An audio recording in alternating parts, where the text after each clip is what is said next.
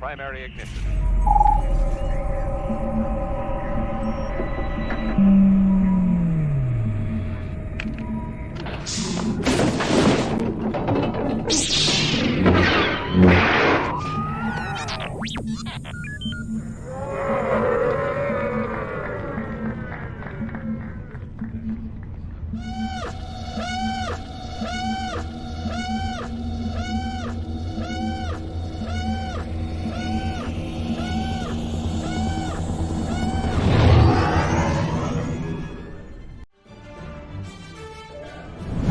Hey, this is Katie O'Brien, and you're watching the Virtual Cantina Network.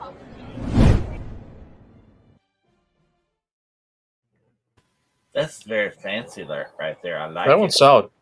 Yeah, I like that one a lot. Image of Katie over here in the corner and the thing. That's very nice. You do. Yeah, even though she didn't mention her character because it was during the strike, which we understand. Yes. But we're glad that all that mess is over. Done. Yeah. So, For the time being. good evening. Yes, it is temporarily over at least. Hello there. I am How you Dave. guys doing?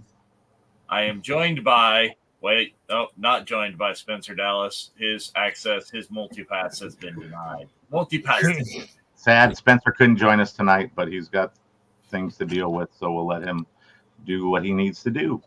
Who else do we have? I am joined by Jeff Dallas multipass. Jeff Dallas multipass. I don't have one to show, but I have one that I'm in. You're in one, yes. And I'm also joined by Bryce Dallas Howard. Howard? Bryce Dallas.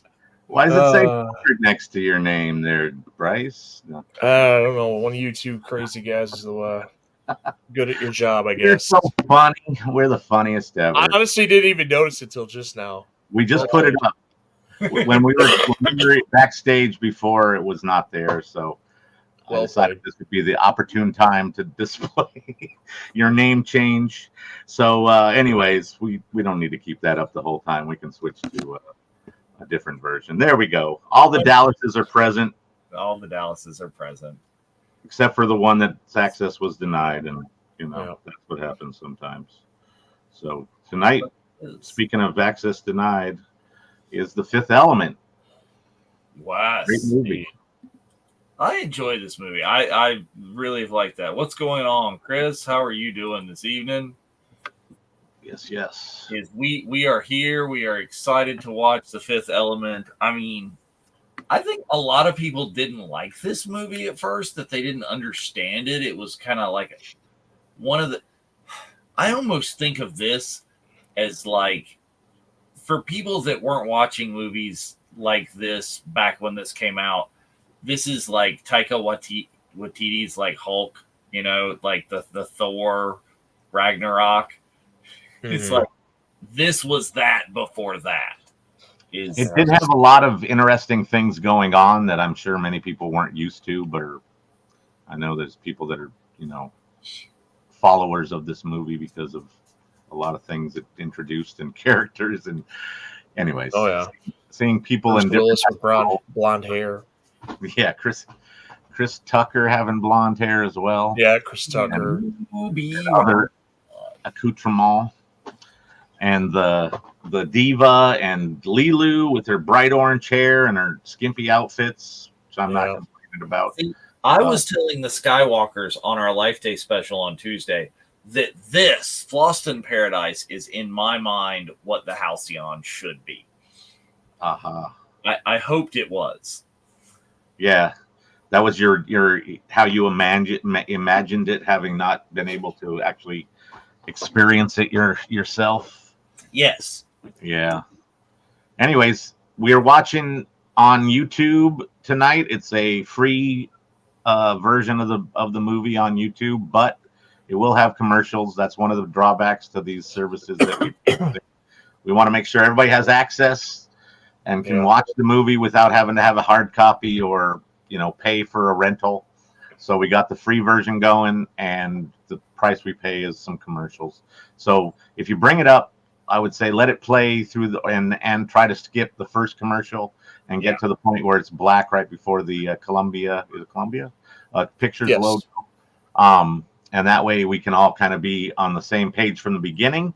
Not that we'll stay that way, as we found out in previous watch-alongs.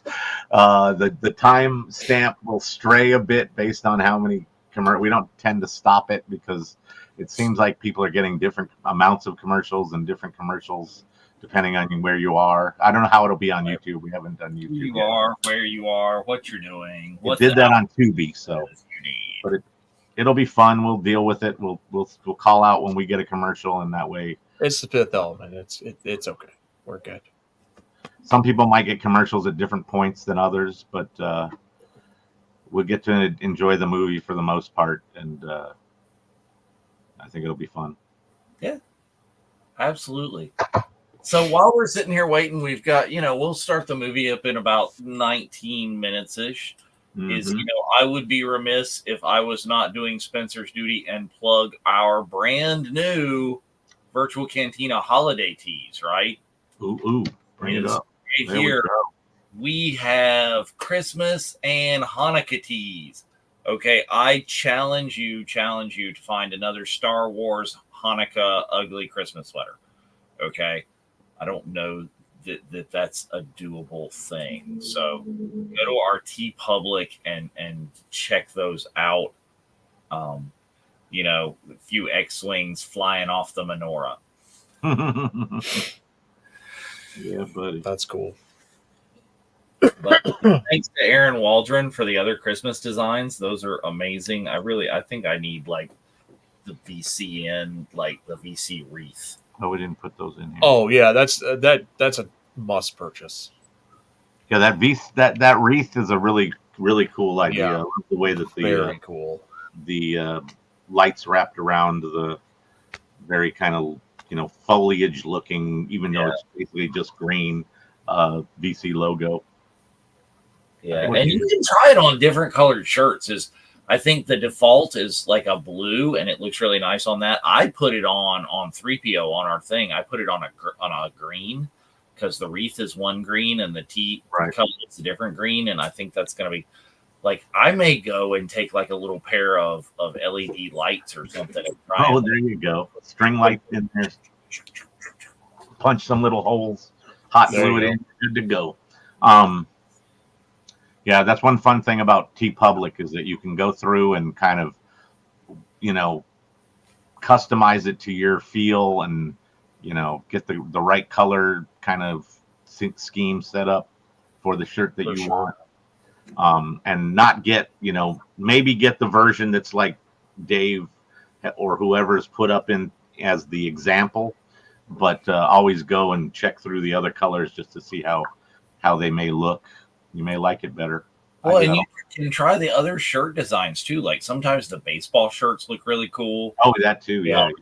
MVO likes rocking his, Rebels Revisited tank. He's, got one all the time. So it's the end of tank season, unfortunately, but I think he uses wears some of them for workouts, so that would kind of apply all the time.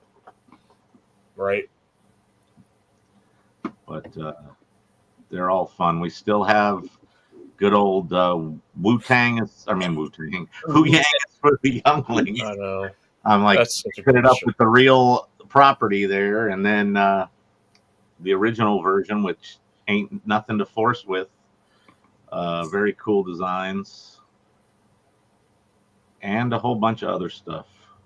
But tonight is all about the movies we're thankful for. Yes, movies we're thankful for. And we are thankful for this. I like the timing on this, that we're doing this, because you get so much news lately about Bruce Willis's failing health. Yeah. Yeah.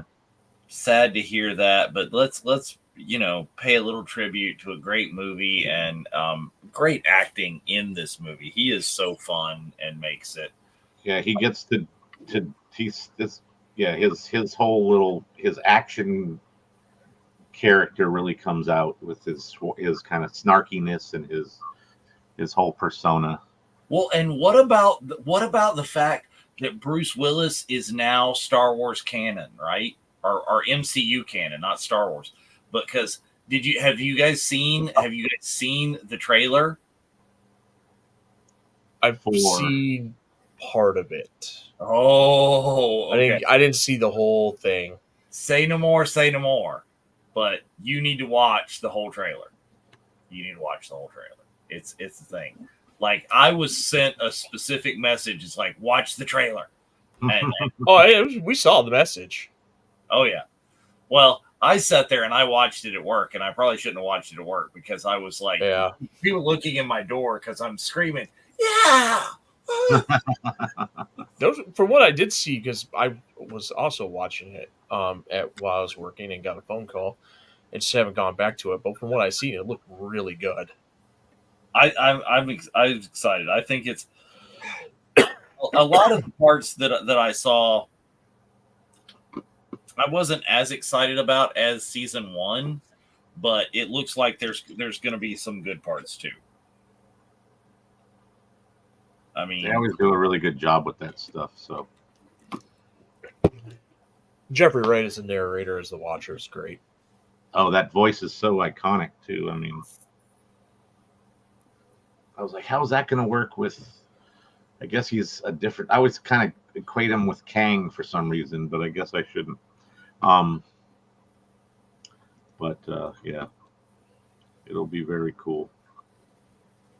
We need more animate. We need animated Star Wars properties, more varying ones. That would be nice. Well, we do have a couple, so yeah. Bad Batch. Yeah, I'm hoping at Celebration Japan that Visions kind of takes a big stage, because a lot of those people are from that area, and I'm hoping a lot. That would make perfect sense, and it would be, I think, it'd be easier. Yeah, a whole Vision channel would make 100% sense to do that. Yep. And especially if we can get people that are local to come by. Yeah, cheaper. Come by on, talk about Visions. Great.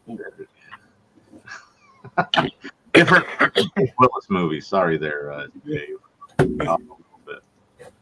It's weird. Hunter's in the as I'm noticing that too, is like Hunter's got a comment over here on the YouTube, but it's not showing up on StreamYard.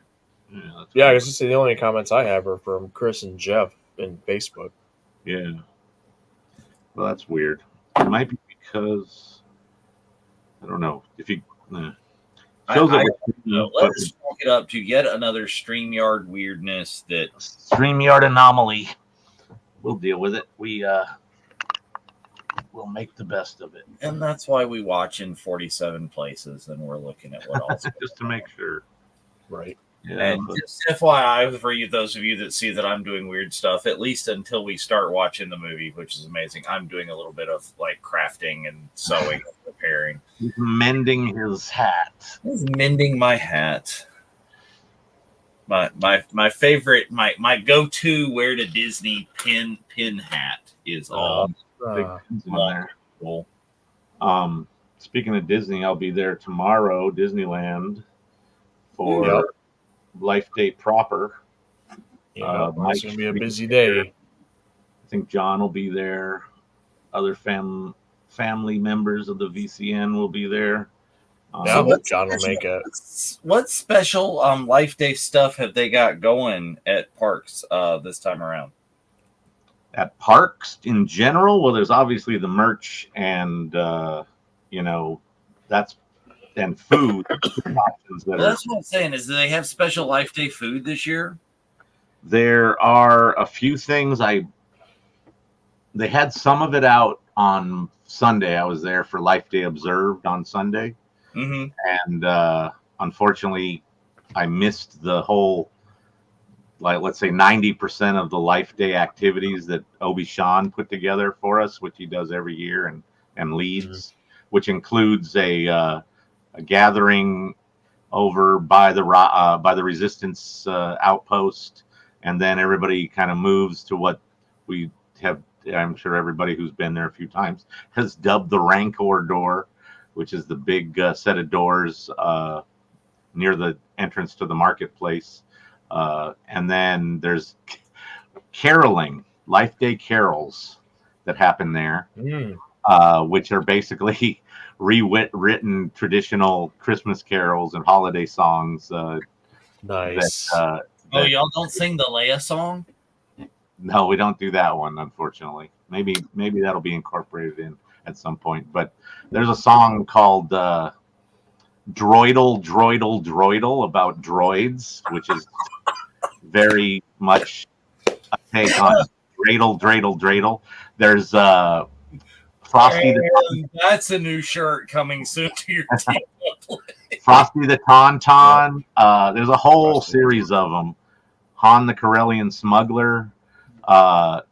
There's a bunch of them. I don't have the lyrics with me here, but they also print up lyric sheets and pass them out to everybody who wants to sing. Do they have one called Vader's Coming to Town?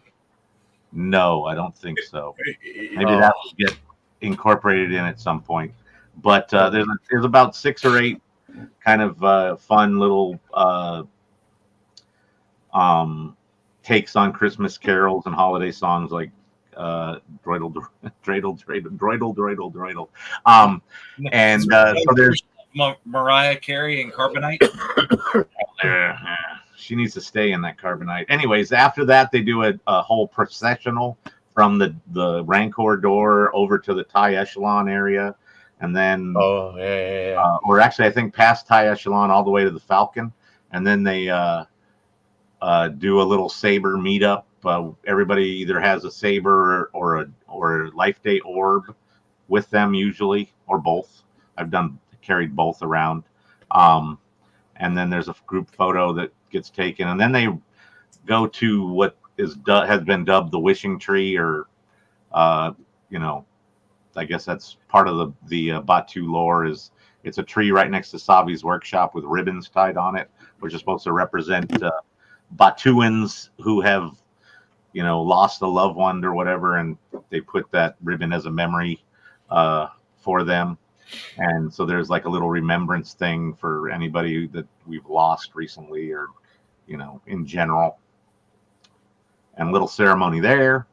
And then they go back to the Rancor door and do more carols. It's basically just a repeat of the first set of carols, but it's still fun. That's basically what I caught this year, or on Sunday for the Life Day Observed, when I went back to get my lightsaber out of the car and realized that the timing was way off, and I was getting my lightsaber at the beginning of the event and wasn't able to get back inside until pretty much it was over. So we came in on the end of the wishing tree ceremony, met up with some people. Mike and Kareen were there, and Obi-Shawn was obviously leading things, and some other folks that I've seen it on Batuu in the past.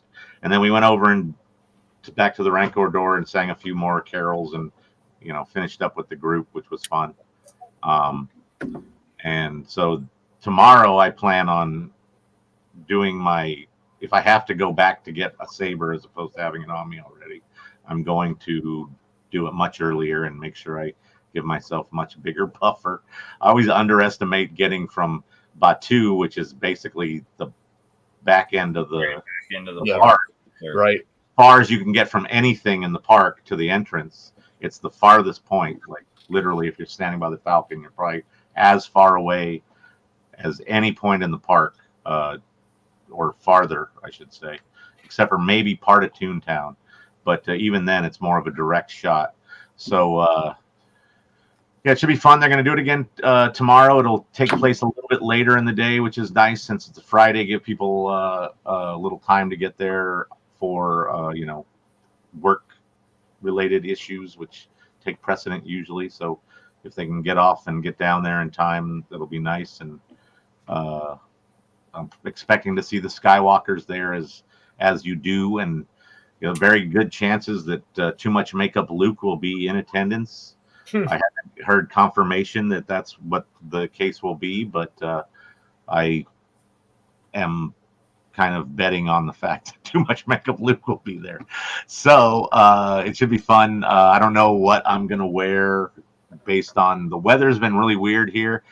Sunday, if I had been wearing my Life Day robe, Snuggie that they sell now in the park, right, I would have been a puddle because it was so warm on Sunday, and wearing that would have just killed me. I was warm enough just wearing the baseball jersey, the VCN Dark Side baseball jersey that I got. Well, see, that's what I was wondering. My because I t-shirt want having to- 2 layers alone was more than I really needed, but I bared with it. But the original forecast was that there was going to be rain tomorrow. Now that's been pushed to Saturday, so the chances are it'll still be a little warm. So I'm still debating on what I'm going to bring. I have a Celebration 1 jacket that I like to break out on fun Star Wars occasions, and it's bright red, fully red jacket. So the likelihood is I'm going to wear that. Oh, that's Life Day appropriate. Very much, sure. Very much so. So, it's very possible, and maybe I'll put a red. Well, I think I already have a red crystal in my saber, so that applies sort of. Sort of, kind of. Although it's really better to have blue, green, or maybe white or yellow, or purple. Well, in addition to that, we got some special Life Day stuff going on the channel, right? Somebody here is doing a special Life Day episode that drops tomorrow, right? Yes, tomorrow, 12 p.m. Eastern Standard Time. We'll be dropping the Life Day comic from 2021, something that we've never reviewed, so we went back, reflected on that. Nice. Presenting that tomorrow, we go kind of show the Life Day variants that they came out with this year for the 4 main Star Wars comic books, the Star Wars line, Darth Vader, Bounty Hunters, and Dr. Aphra. So we kind of go over those, and it was a fun review. That comic's really cool because it's got an overlaying story with like flashback kind of stories. So it's like 4 stories, but one that's overarching the whole thing. That was written by Kevin Scott, and that's a really cool guy.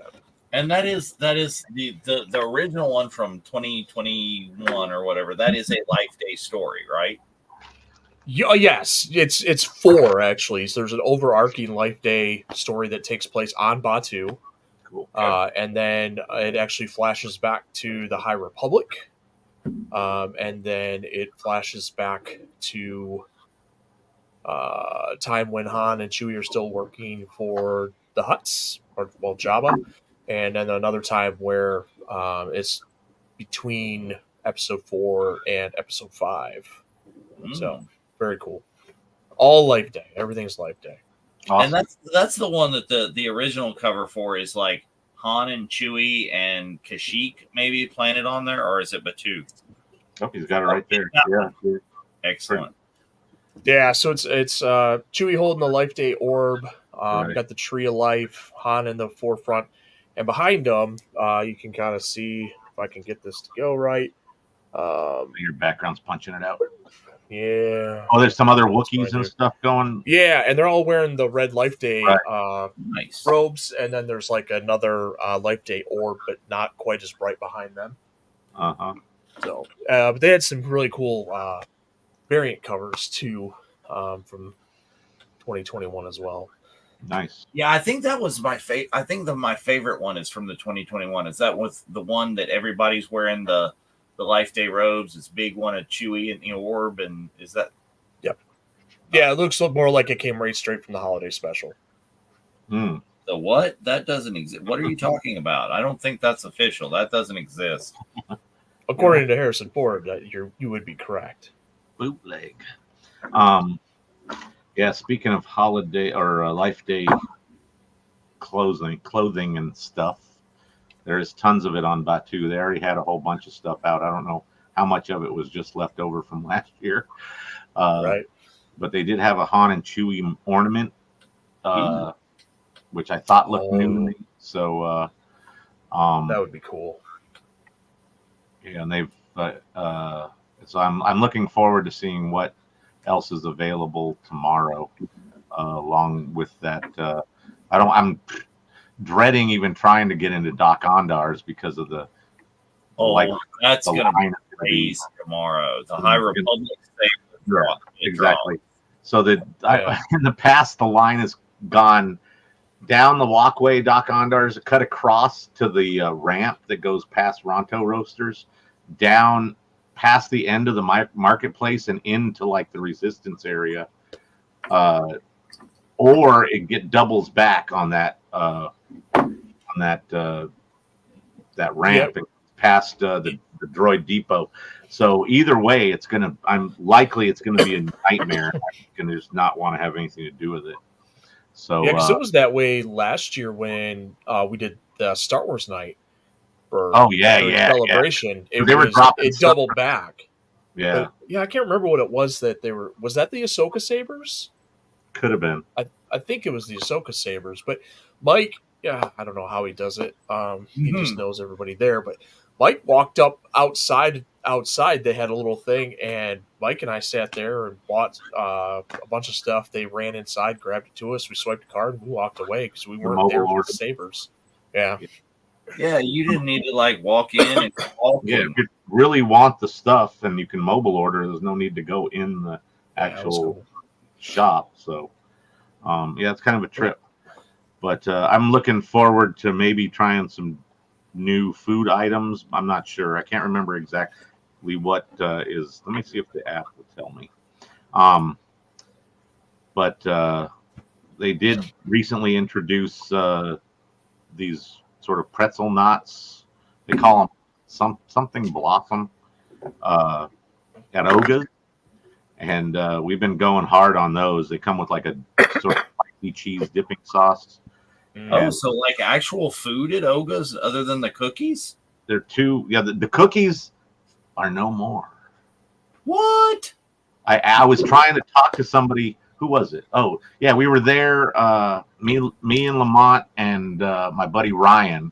I stuck him on a slightly late birthday present and gave him one of the tickets that I won last year. Literally, I think I got him.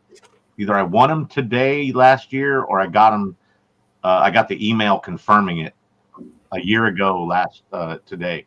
And they were good all year, and now they're expiring in 1 month. And I finally got around to using them. But, I have a magic key, so personally I didn't need them. Right. But, I was finding places to incorporate the use of them with my friends. And, Life Day seemed like an appropriate time. But we were sitting in there, and I was like, oh, yeah, you can. Oh, somebody next to me. It wasn't even anybody that we were with. They were just at the bar next to us, and they're talking about getting the blue milk. And I'm like, yeah, and it comes with a cookie on it. And they're like, oh, we don't have the cookie anymore. What? Because people, I guess I could be different in Batu East, but we're about to find out. Yeah, you'll have to investigate for us. But as far as I know, the cookies have been nixed. And I thought the idea of a bunch of those cookies was always a weird idea, although Spencer was like very gung-ho for that. They weren't bad cookies. They just wasn't something that I go into a bar looking for. Right. Well, see, I had one when I was there. Like, when I drag my children into the bar, it's something that they can have. Right. That's more appropriate. But, the blue milk is also what is it? They give you frozen blue milk at the milk stand, and they give you thawed in the bar. You'd think it would be more like I can leave the blue milk that I bought out at the milk stand, sitting there for a second and get thawed blue milk. I don't need. It's not like it's a novelty or anything. I just always. But you didn't get the cookie outside. You get it at Oga's. We gotta get the cookie. Past time. We've been yapping again. We don't have anybody to keep it. But Bryce, you're supposed to be the one keeping us straight. Yeah, where's the chat? Jeff and I do this. It gets off the rails pretty quickly. Hunter and Bonnie need to tell us that we need to start the movie. And Chris, but anyways, for whatever reason, I'm not seeing you guys on Facebook in our StreamYard chat at all, which is kind of that's weird. Yeah, I just had the comment from you and Chris Brown, and that's it. So if you have the opportunity, they're laughing at me now. Yeah, I'm watching them over there on Facebook as well. If you have the ability to monitor the chat from Facebook or YouTube on another device, you might want to try just to see a little bit more. There you go. Chris Brown is back over here in the chat from the Facebook. He seems to be the one that's connected to our stream.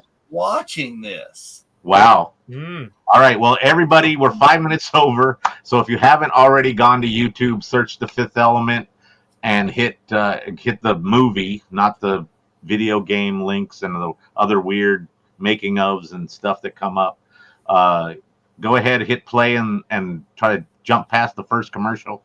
So we'll be ready to go. I'm on the black screen right before the Columbia Pictures logo. Yep, that's one as well. And I think this is Sherry's first time listening to this. Yeah, I think she said that as well. So you are in for a treat and a half this evening, friends. Well, she says she's just listening. Oh, to go off on a tangent. Okay. Anyways, I thought you said something else. Yeah. Well, we like to divert from. Sherry, you hear enough of us on tangents on Tuesdays. Yeah, we go off quite literally, quite regularly. So, all right.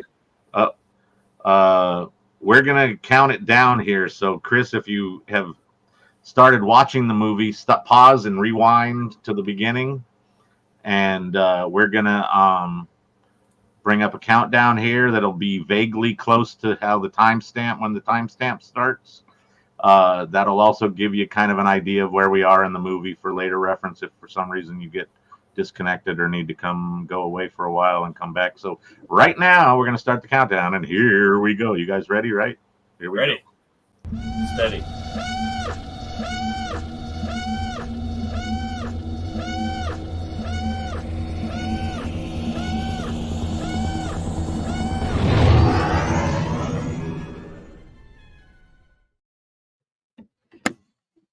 Here we are. Columbia Pictures logo's popping. Mm-hmm.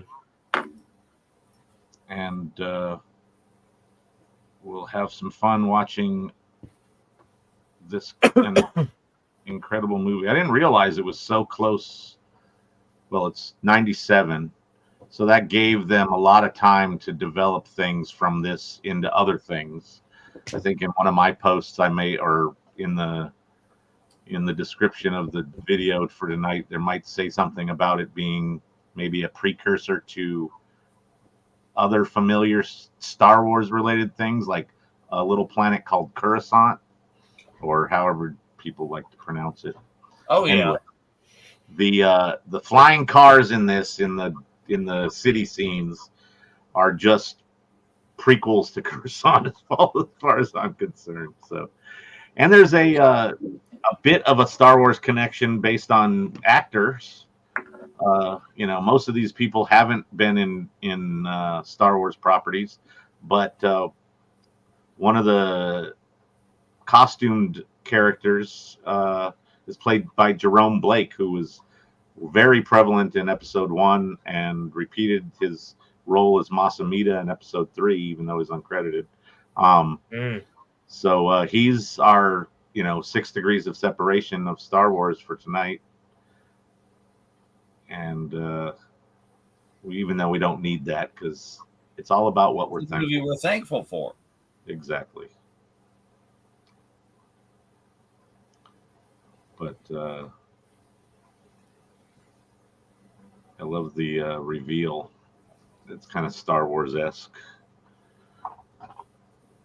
So, I mean, this has references to everything. This is, I mean, you thought and you started that it was like, a parody to something, but it's not really parody. It has its own things going on. Yeah, it's very much its own kind. I mean, they could have, and they did in terms of like video game properties and stuff, sort of did prequel or sequel elements to it or continued the story kind of thing.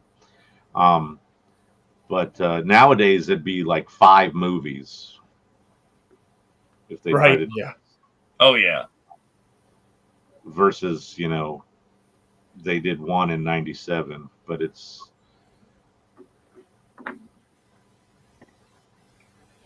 got a lot of Indiana Jones vibe with all this kind of Egyptian type stuff and going it's on. A lot of archaeology is, a lot of this happens. It's discovering the right thing time ago for what's happening now, and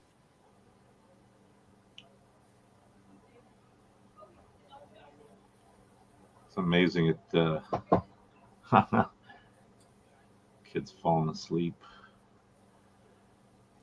Anyways, a reminder: this is there's Beverly Hills 90210. Yep. Look at Luke Perry. This is the free version on YouTube that most of us are watching. If you happen to have a hard copy, I mean, of course you can throw that in. We're not going to stop you, but there will be commercials coming along eventually. So we'll call them out, like we said. If you get them, let us know in the chat. You never know who's going to get them when. Well, see, there's another one that I totally forgot Luke Perry was in this. Rip Luke Perry. Right. He was listed. I was doing that little IMDb search earlier when I found that Jerome Blake was in it. And I was like, oh yeah, Luke Perry, and I was just like, okay, keep going. But also Bilbo Baggins. Mm-hmm. So there's a lot of connections to other huge properties.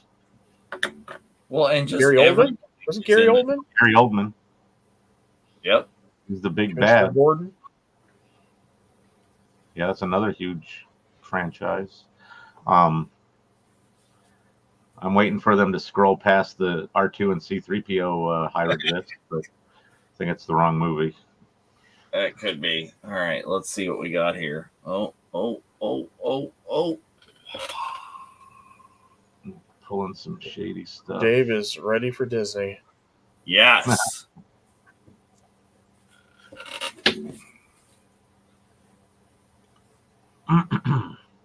You got to have your pins.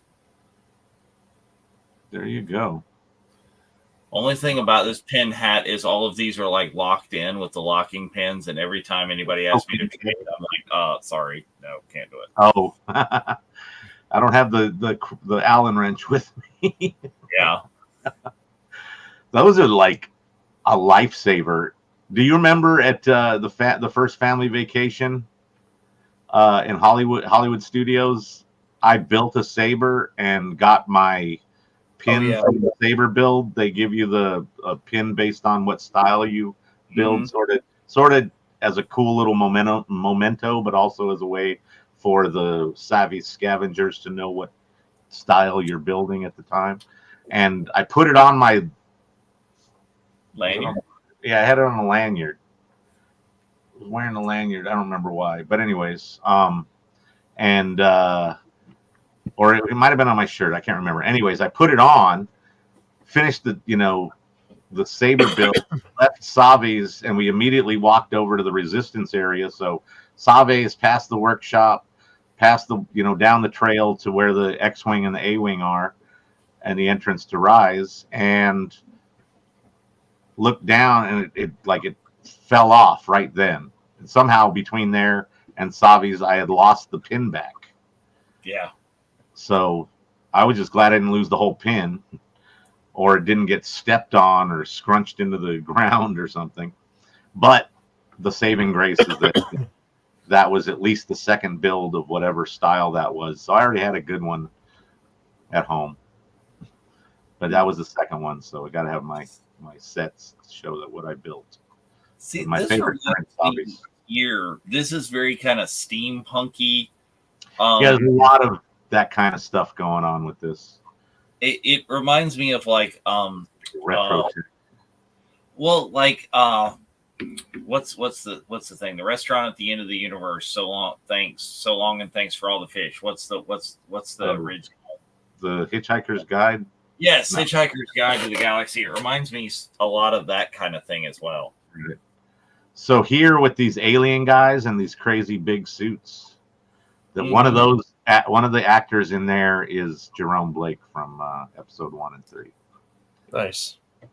So there's a whole slew of them. So if you look at the credits for this, the same name is listed a whole bunch of times with different actors associated with it. So I just find it odd where their little light is. Mm-hmm.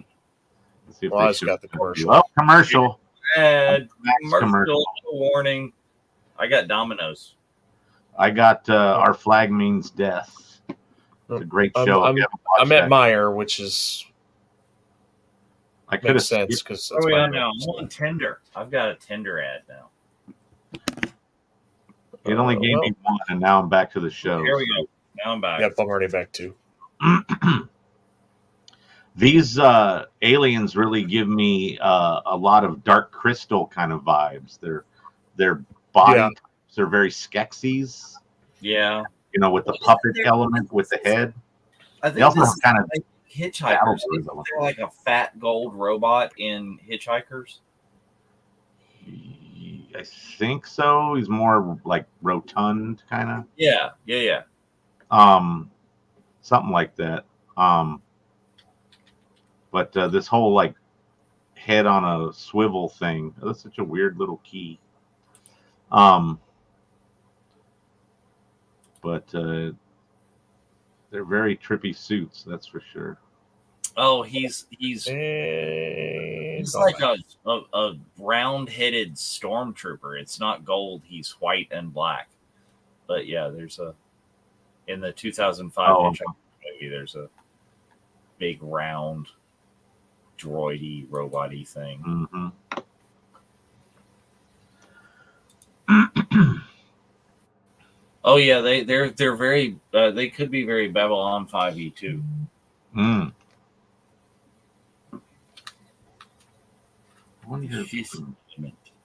I wish everybody's stuff was showing up in our StreamYard chat. It's starting to annoy me. It seems like there's two chats on Facebook.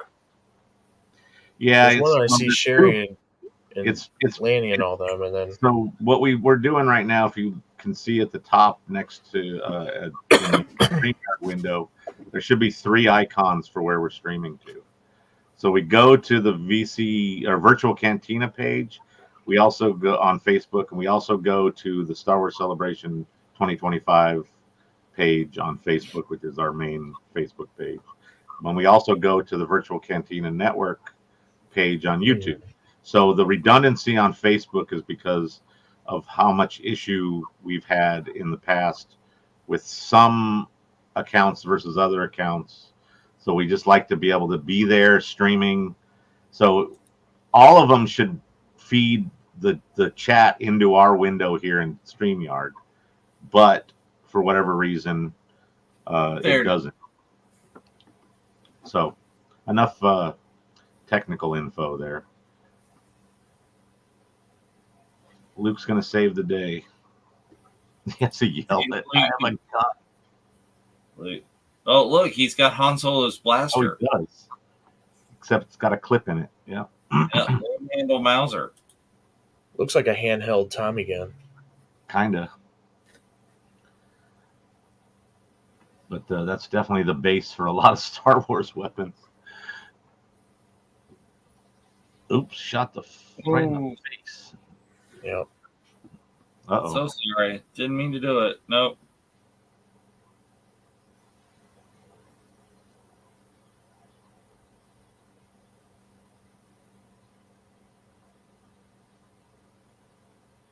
He's going to get trapped. Oh, well.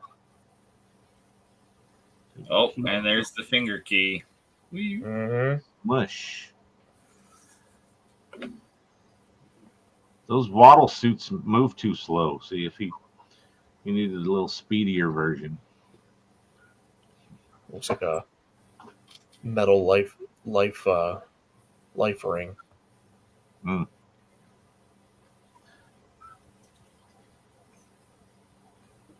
It's interesting how like a lot of the natural elements of like this, the ship isn't all sleek and kind of like shiny like what you expect from old school sci-fi, and it's not like geometric and like the Star Wars style ships. It's got its own little kind of natural shape going on. 300 years later. This is hard. YouTube puts these captions all over the place. The left, right, center. I'm getting them, depending on where the character is, or if there's multiple characters, it's popping them all over the place. I'm like, see, that's what I'm missing normally, is because when we watch on D+, I always have the captions on. and I don't have them on YouTube here today, so that's what I'm missing. Mm. Right. Well, if you turn on closed captioning, you should experience the same interesting Weirdness. They're popping around in different spots. So, ooh, booyah! Oh yeah, there we go. See, now the one ship that reminds you a little bit of a Star Destroyer. Yeah, Even has a similar engine look to it on the back. I love this. That Zeus from WWF, not E, Yep. is is the president. Tiny Lister. Good old Zeus. And he's kind of almost playing Zeus at this point. Wasn't he also one of the criminals on one of the boats in? Yes, he Dark was Knight? in. Yes. Oh, He's the one that threw the device out the window. yeah, Yeah, he's the one who He's the one that saved the thing. It's like, no, we're not. wasn't going to blow up the other boat or whatever it was. Yeah. Right. I guess he's not playing Zeus quite as much as I thought. But there's for Bilbo. Mm-hmm. That guy's got like a mini Devo cone. Devo clay pot hat on. Yeah, whatever that graduated red hat that they wear. His is black and white and much smaller, like a fancy yarmulke.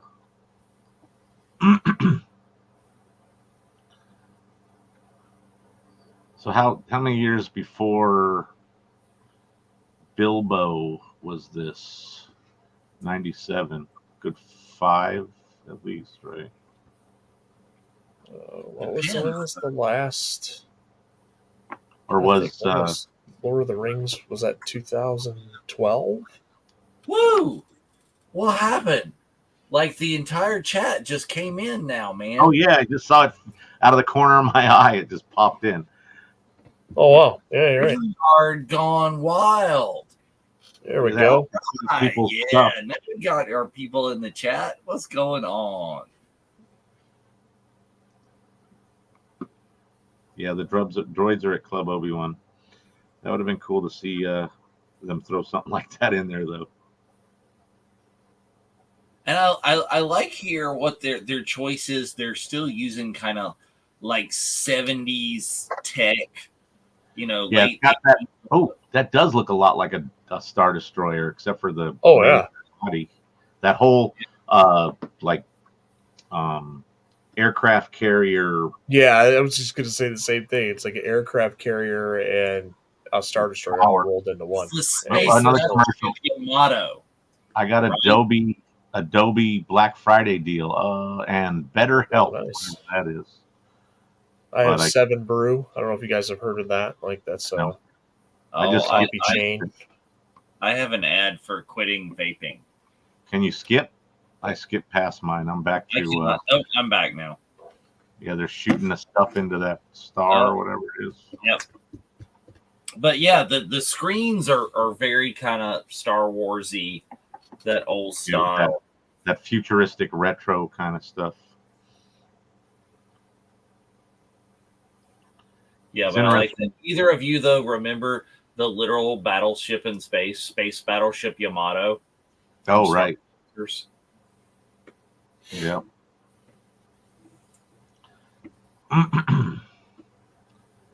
Yeah, that silhouette is very, very Star Destroyer-y. It's just got a little bit more curve to it. Look at that guy. Is he bleeding? Yeah. Bro? It's like black blood or something out of your head. Yeah. Woke up John McClane from a nightmare. What? Yeah. What? Who? What? Wait, no.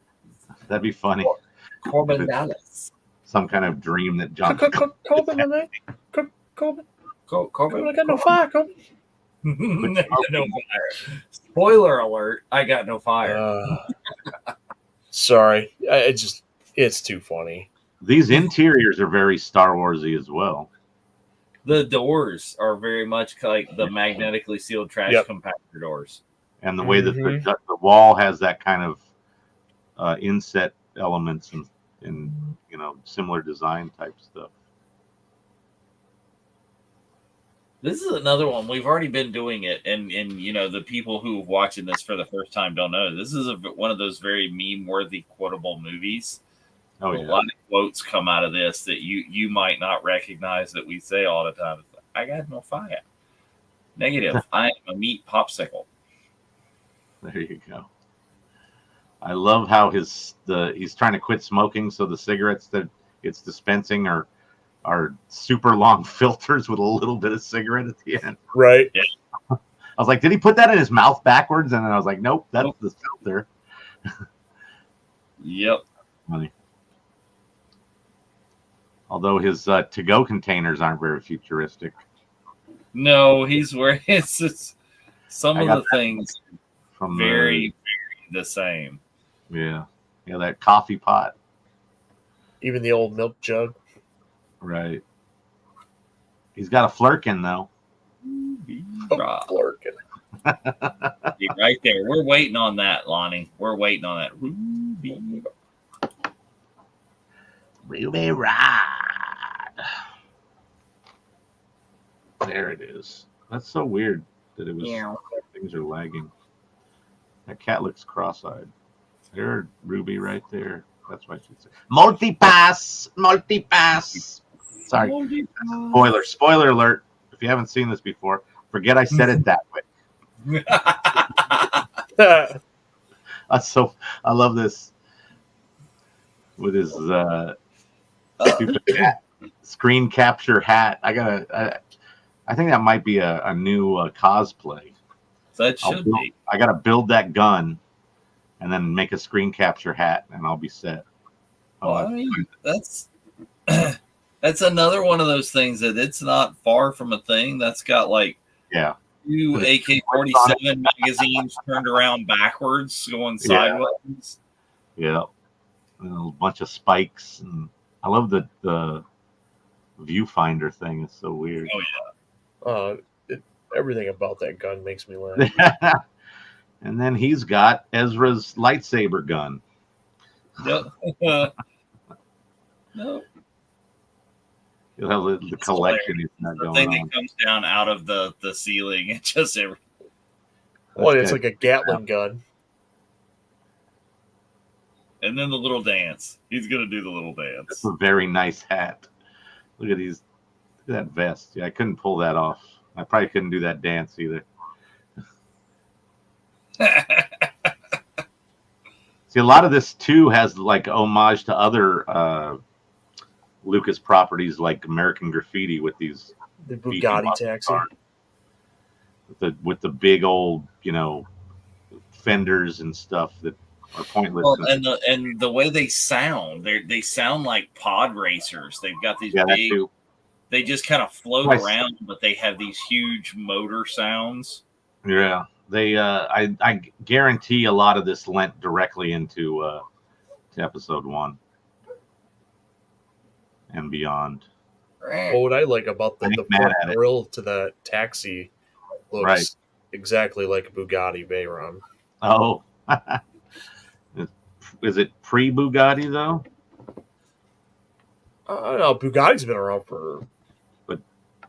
That version, or is it something that they probably borrowed? They've always had that shape grill for as long as I or just like an exaggerated version of that or something. Yeah, cool. The Mondo Sean or whatever they're called. Exactly, Lonnie. It's like it's there. It's Coruscant.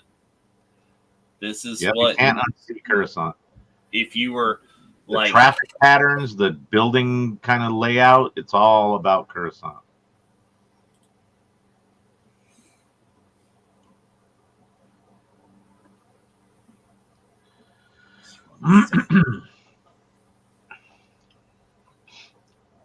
Very kind of metaphysical like undertones here. Is you've got the modern stuff, and then you've got the traditional stuff. You've got the like literal religion here. Yeah, metaphysical.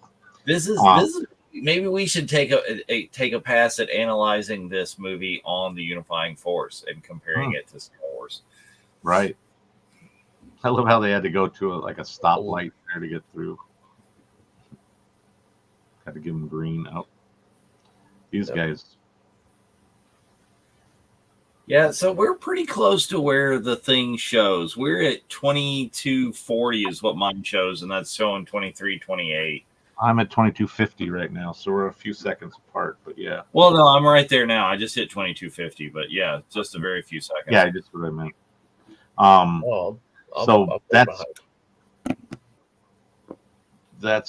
It's not that far off from the timer. Yeah, and these are very Battlestar Galactica ships going here, or like the little Jedi cruiser things that they talk about so much in the High Republic. Oh, I was going because they have that triangle look to them. There's those droid ships.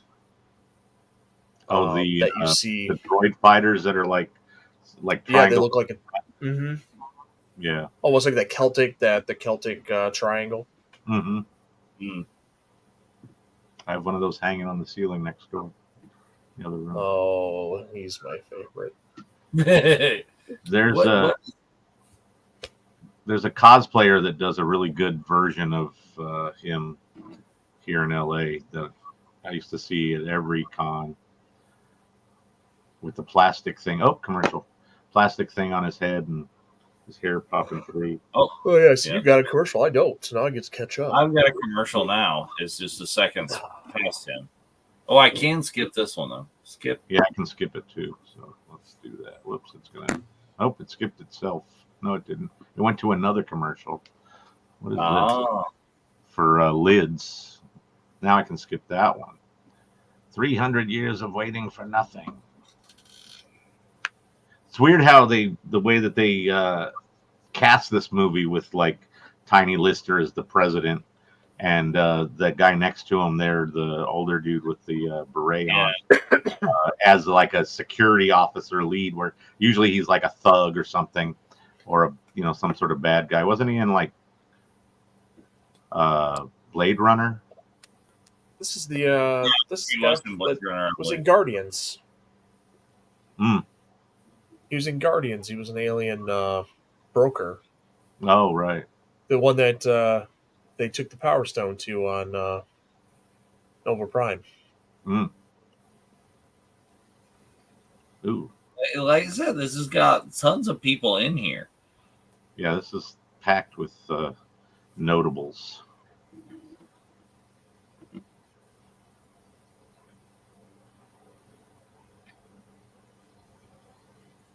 I love how they shave their heads in such weird ways to accommodate all this stuff too. Right. Incorporate the tech.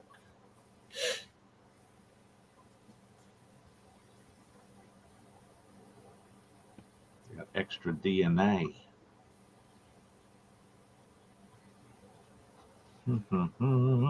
Yeah. Okay.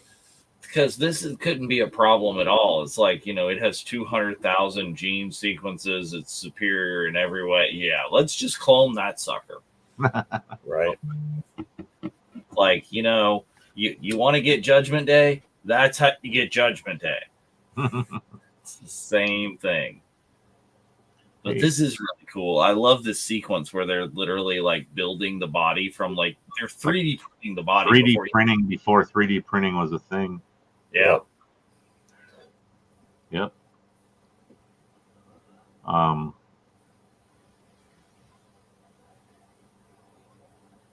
It's like it's sort of like a CAT scan in reverse and building up. Trippy.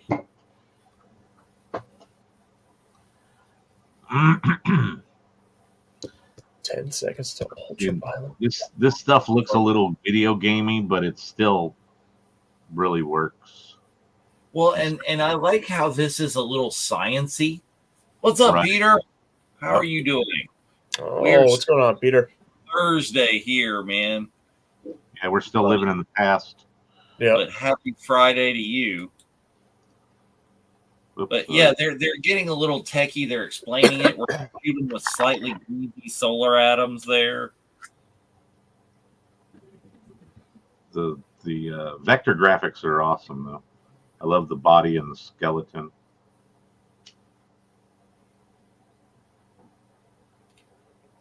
Yeah, and then the explanation of this is like, oh, the thermal bandages just happen to hit in just the right places for modesty. We just saw some. I'd like to take a few pictures. Oh man! There they go. Interesting. Before Mila was a well-known actress, she dated a friend of mine back in the late 80s. I never saw him hanging out, but heard about it after when she started to blow up. Now, had she done stuff before this movie? Was like was her video game movie stuff before? Had she done those before this? No, I think Resident Evil was after this. Yeah, that whole thing was after this. I'm trying to think. Didn't she? I'm trying to think if she did a movie. Was it with Giovanni Ribisi?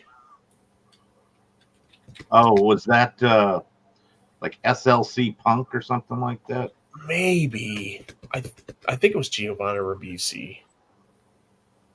Or Edward Norton? Oh, that was one. I can't remember now.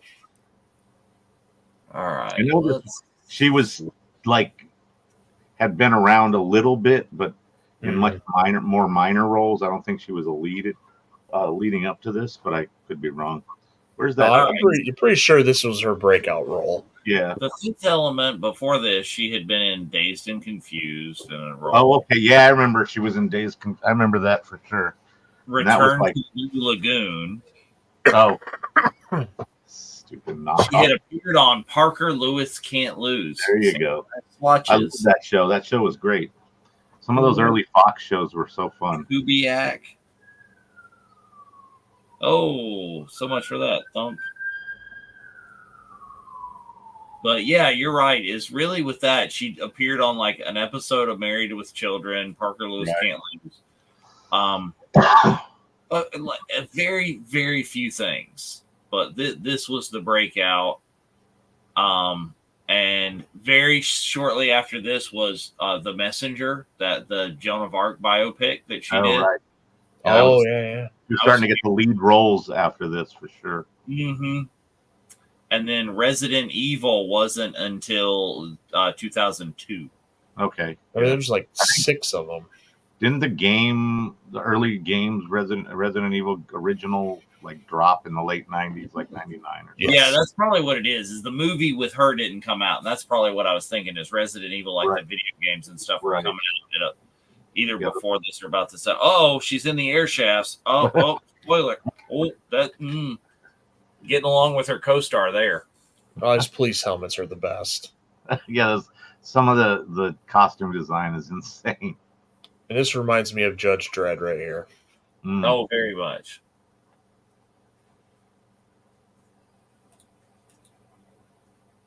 She got some strength to her. Coben, my man. Coben, my man. Look at that shot. We got some of that shot in the background here. Yes. Oh, you changed this shot. This shot did have something else in it earlier. Like that was earlier.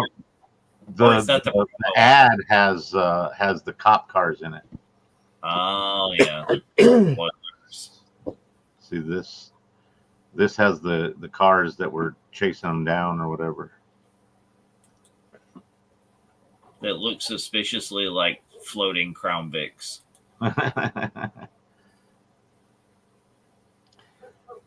Yeah, this does get a lot of. Look at that. His gun looks a lot like Ray's blaster, with that kind of ovular shape, if that's a word.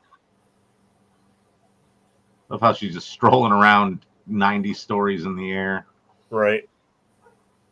I like the thing where you've got the train going down the outside of the building there. That's pretty tight, yeah. This is totally Coruscant. Oh, here we go. New York Police Department. There we go. Let's get this out. Fine cop cars. Just what we need. Oh, there you go. They're scanning her. Commercial.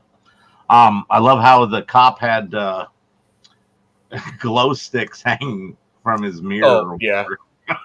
Okay, skip. Oh, and the jump out into the air. Please put. Like, I'm back to her being. That's very much here. Here you go. She's got the Force. That's very Anakin Skywalker right there. She hasn't jumped yet on mine. They're Oh, just scanning. Yep. No, she's in the cab. She's about to dive. Here she goes.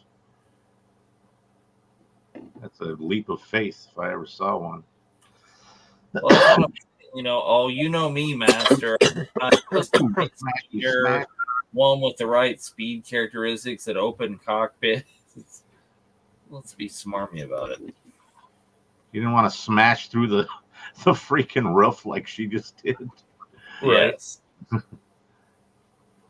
That would have been pretty cool to see Anakin flying down and have to cut open a hole as he fell into the car without smashing through. Well, yeah, it's the very Bruce confused look. Like, what the hell is going on here? Oh, they kept that? They didn't rehearse that way or something? That's what Lonnie's saying is that he didn't know what she was going to do. So he's just like, sure. Whatever. That kind of stuff always makes the kind of interaction that much better. Well, it's like the thing where you read the backstories in Saving Private Ryan, where everybody had to go through military boot camp and do all this crap, and they didn't make Damon doing it. That's why everybody already resented Damon. So it was really like a realistic. It's like, oh yeah, you suck.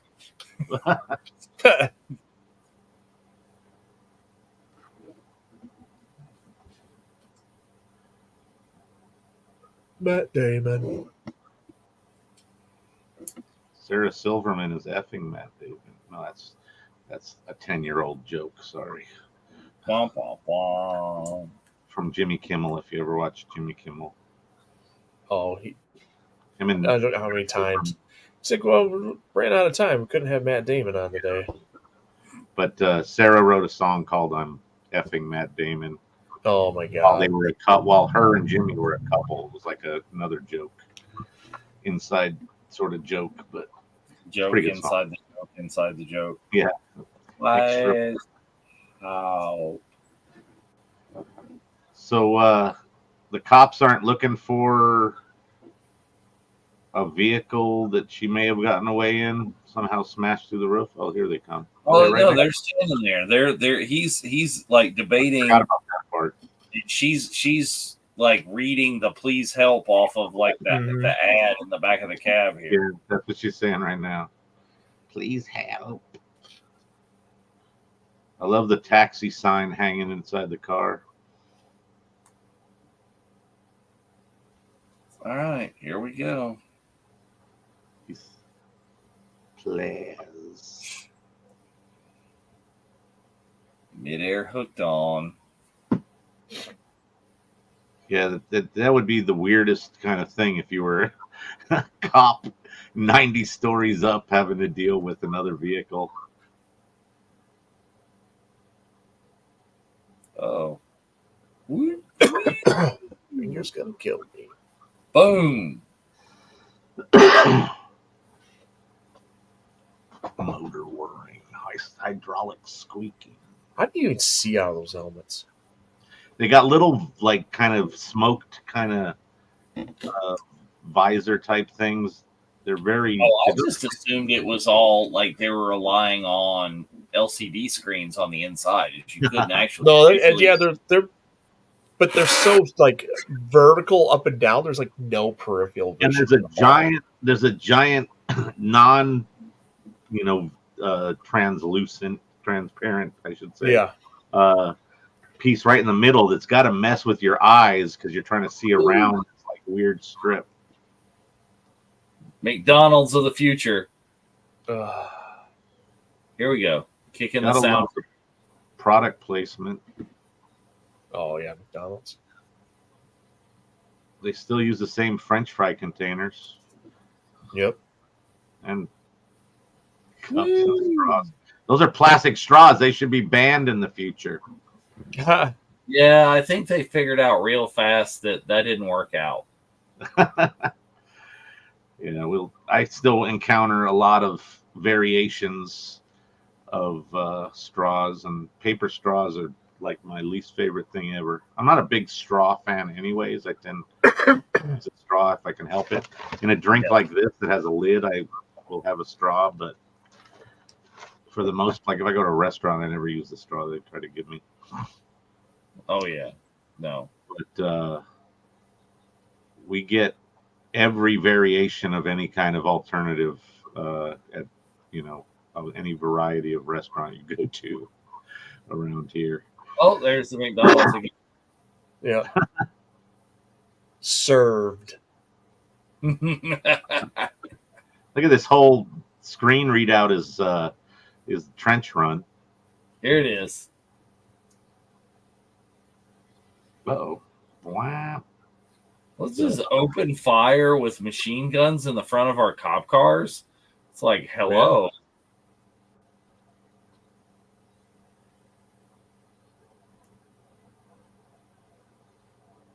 Wonder how much they got from McDonald's for that.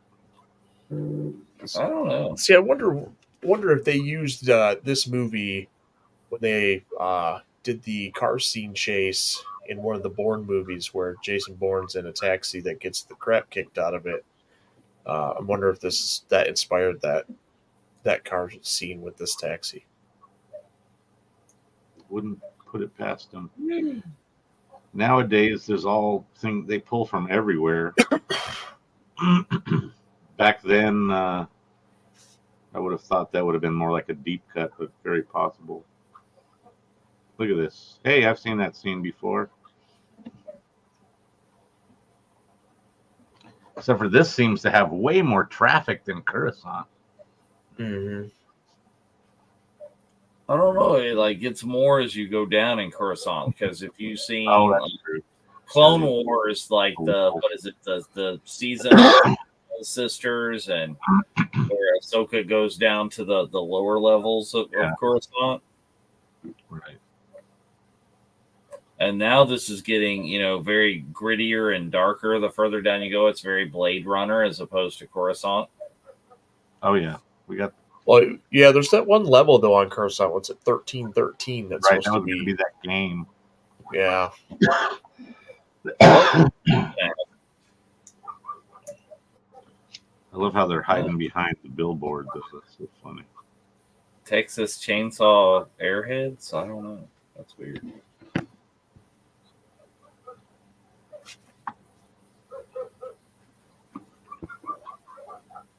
I just love how she passes out. Yep. Oh, And commercial. Commercial for MGM Rewards. Oh, back to the movie. Wow, that was a weird short ass commercial. There you go. No. She just passed out and they're back to Bilbo. Mm-hmm. That's where we're right here. Is he's bringing her into the passed out into the priest's office. Right, yeah, here he comes.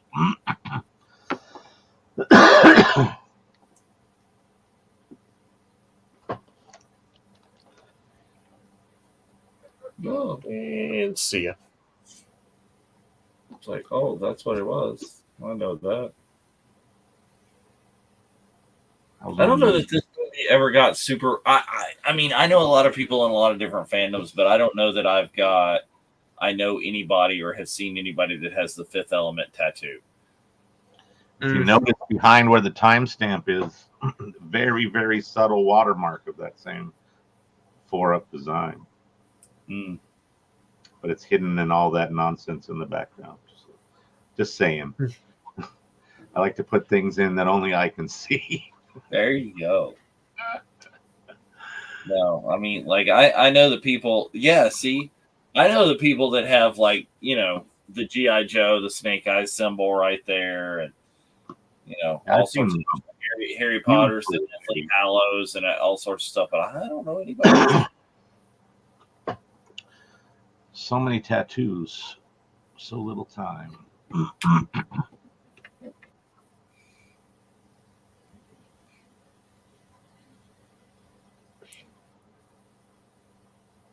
He's like worried about what he's got to wear to meet the fifth element.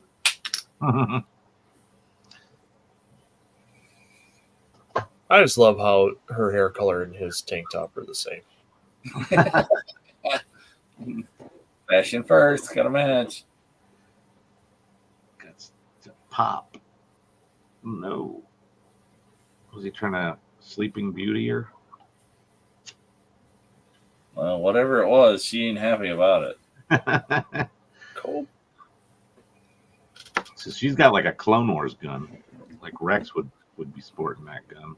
Well, she snagged his. That's his. That's the Ezra. He had a different one before. Yeah. Okay. I don't know. Maybe it was the same one. I think it was. He just had it turned sideways. Yeah, I think the way he was holding it made it look different. Mm. I love how he's just trying to like, okay, time to go. Corbin.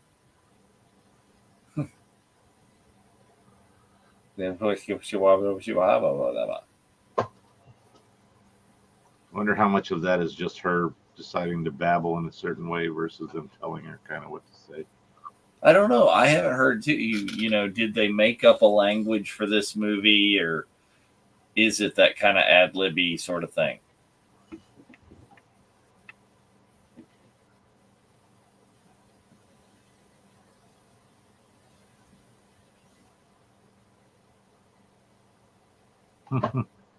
He went from being a priest to an archbishop. Oh, hang on.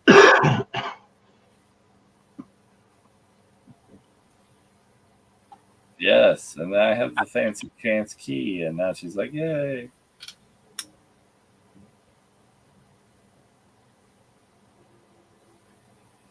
Shoot him. She's all happy with him. It's like, nope. You sure she's this brain bean?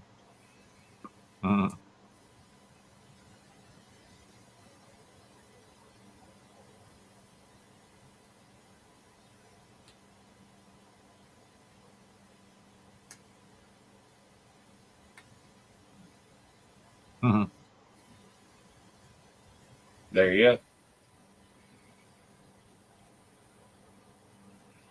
Pulling the cab in. A little bit worse for wear.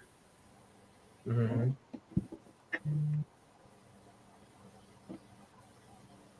Took a lot of bullets.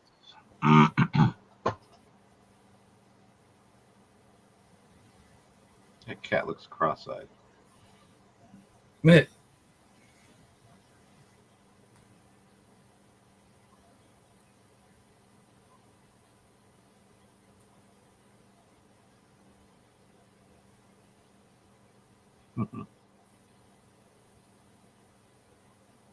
They have just standard party supply stuff like that mobile or whatever it is. Well, it's all about like the mixing and the matching of the little props and what can you have.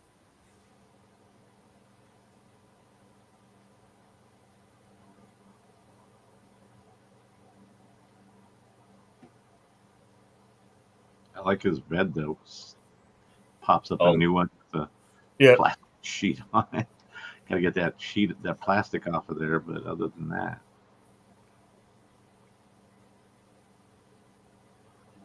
Yep. Reading the encyclopedia. All that chicken. She needs a This is very kind of like the loading room in the Matrix. It's like, no, I get to martial arts. I know kung fu. I know kung fu. Damn, look at that chicken. You have to put it on the hollow projector. Yeah. It's like some of that Ray stuff. That's like the inflatable bread or something. You put the thing in, it's Yeah.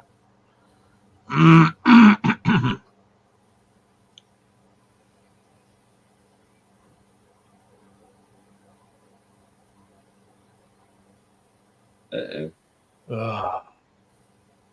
Just the plastic around his head just is so cool.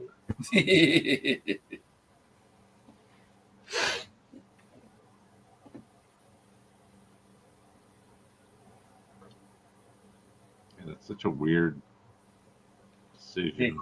Well, nobody will notice if we fire 1 million people. Okay.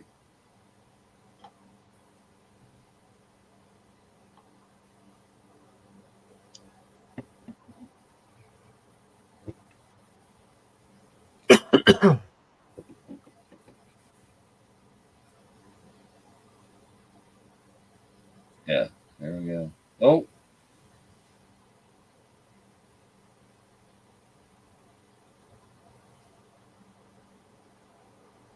Yeah, the makeup box. There you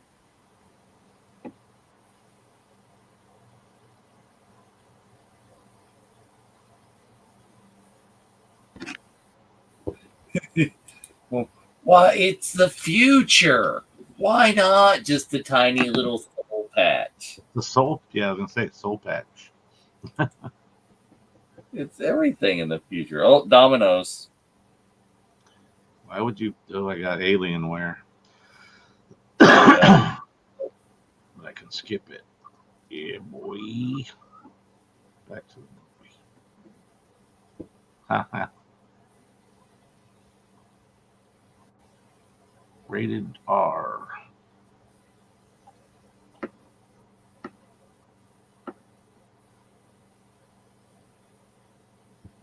Oh, this alien's crack me up. Yeah, these are funny.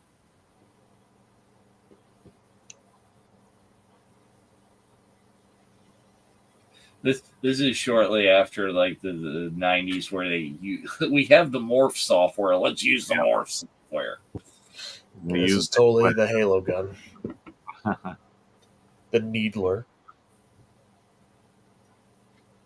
Morph was definitely readily available. I think you're ahead of me.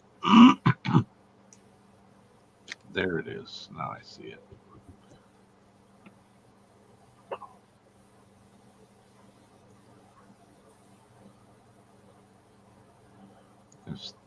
That style's been, oh damn, replicated a few times. There you go. Good for righties and lefties. Yes, Lonnie. This is very much gamer tech, right? Yeah.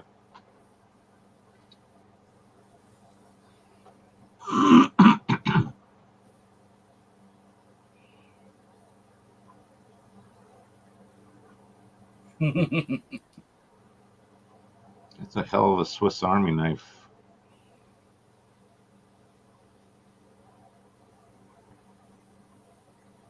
Being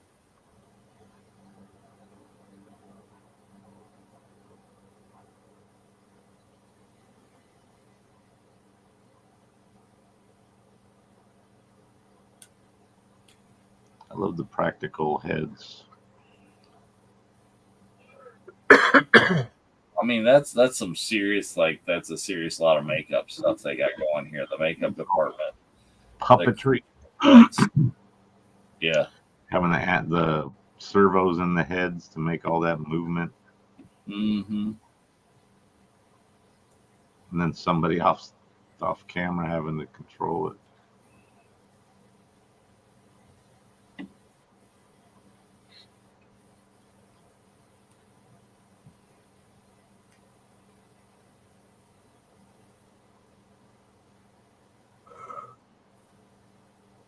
Now she's got equally as weird of an outfit.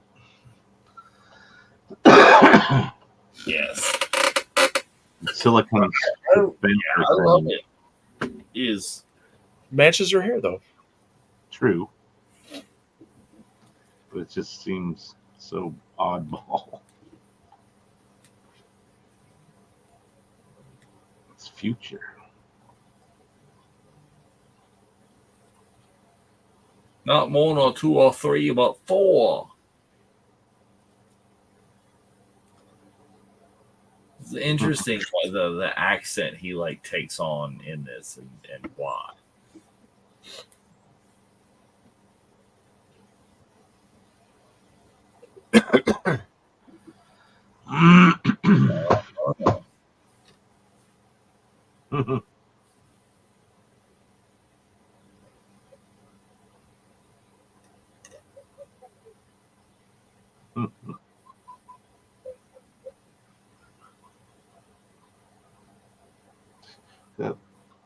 I love how the henchmen just have the plastic thing on their head, but they're all bald.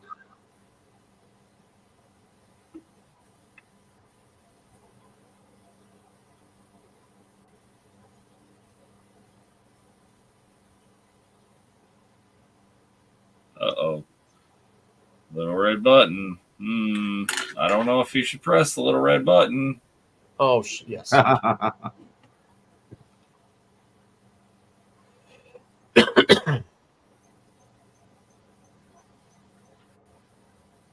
Booyah.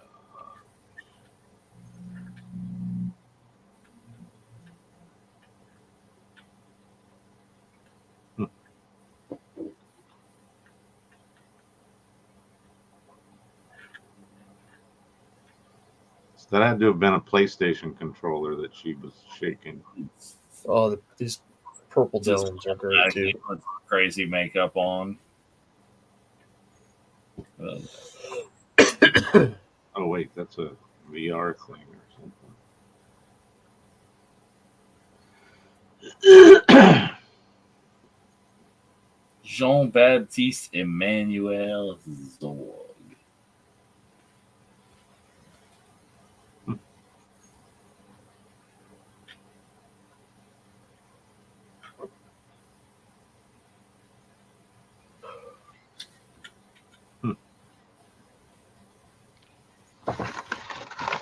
So called ugly.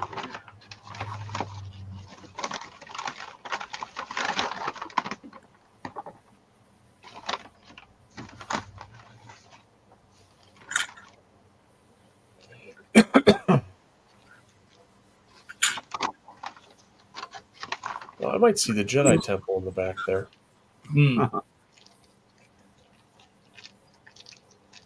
I mean, it is that kind of same thing that you see out of like Palpatine's window. Mm-hmm. Yeah. Except for the windows a lot smaller. Well, yeah. Trying to have crazy exteriors showing through the window probably costs a lot more. Mouse droids. Oh, There we go. Treadwells. It's a Roomba.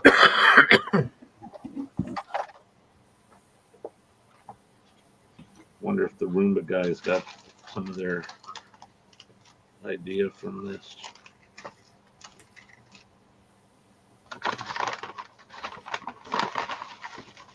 Gary Oldman is like, if you didn't know this was him, he is like just about unrecognizable in this movie.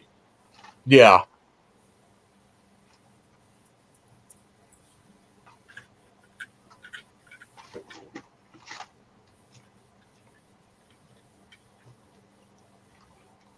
Uh-oh.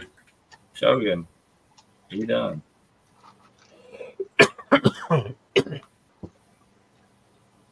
I love all the Dumb and Dumber shirts that he has.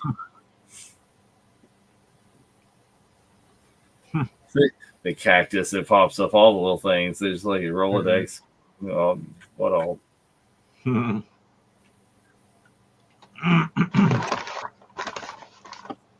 And what is this little animal thing that he lives in his desk? What is this? Ad for Michaels. Bedazzled. Max Rebo's cousin there living in his desk. It's Dr. Seuss.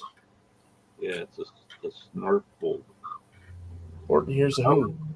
I got commercial. Now I'm back. Oh,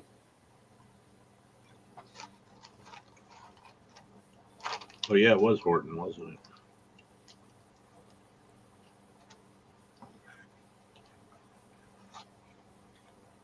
it? Ooh. you're a monster. I know. Mm. Go Han Solo right there.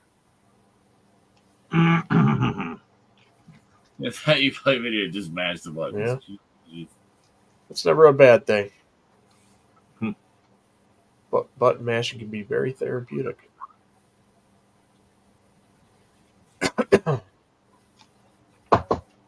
1 hour.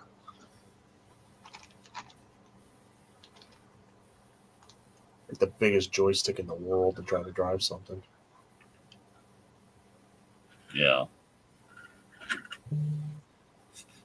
This reminds me of the scene where the penguin is driving the Batmobile in Batman Returns. He's like got the big, he's on the big giant kind of like thing, and Yeah. In the bread van. yeah. Lava Laguna.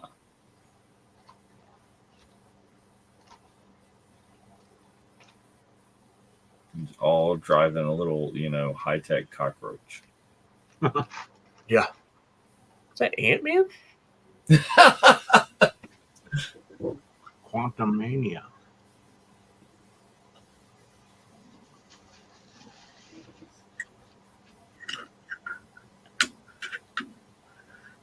Nah. There he is.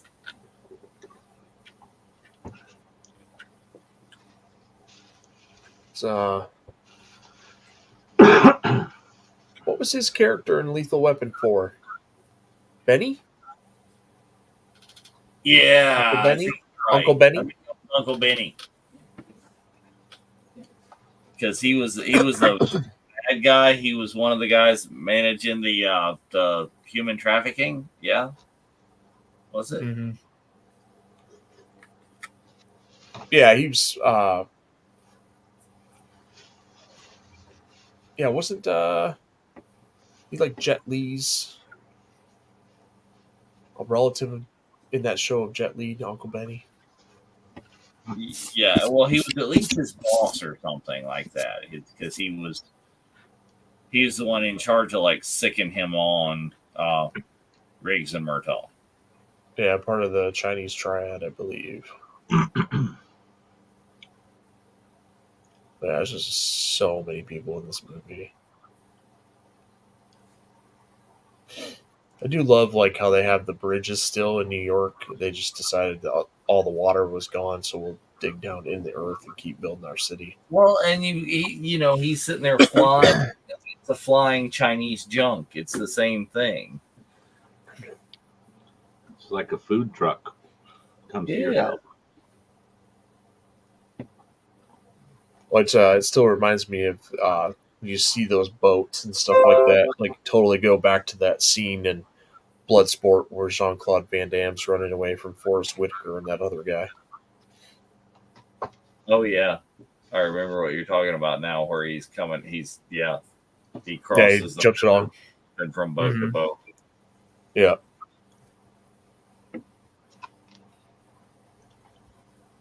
Hmm.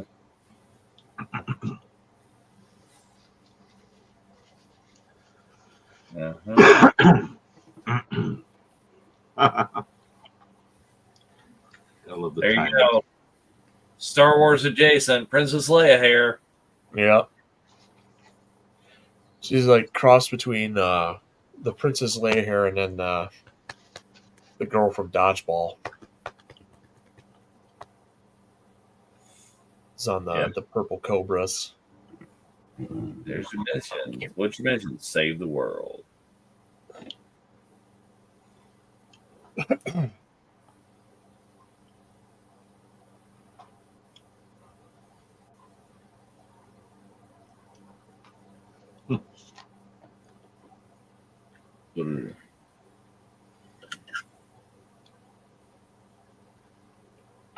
You're the only one left alive. Winner. Hmm.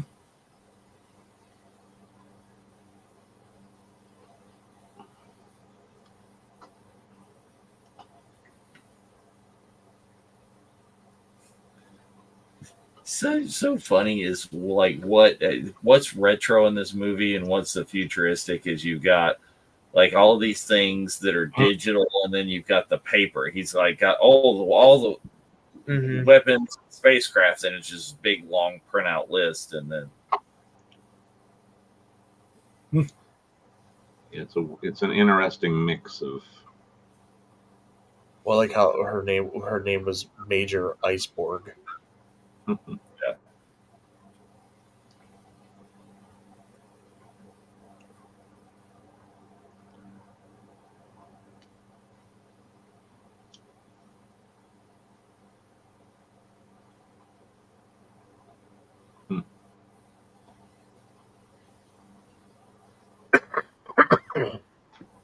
You gotta hide somewhere in this little bitty, like, 10 by 12 apartment. Here, slide in there. And see it. I love how his refrigerator becomes a shower. Yeah.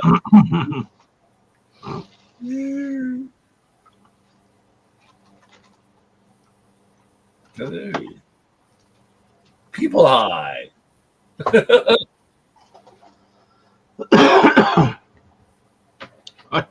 Squish them in there. Oh.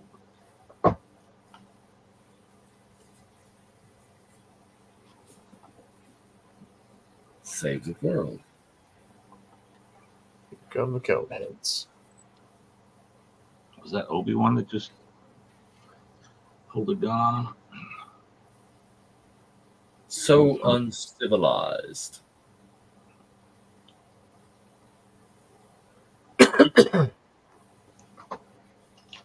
Please control.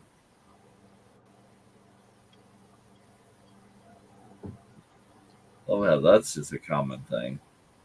Everybody's got bulbous lights in the future. Weirdly placed bulbous lights.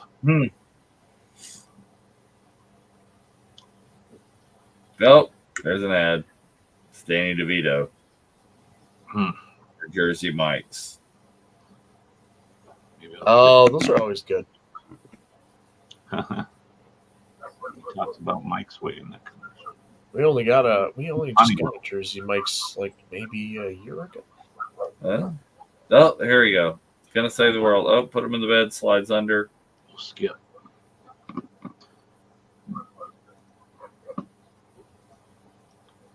Here it is. Are you classified as human? I am a meat popsicle.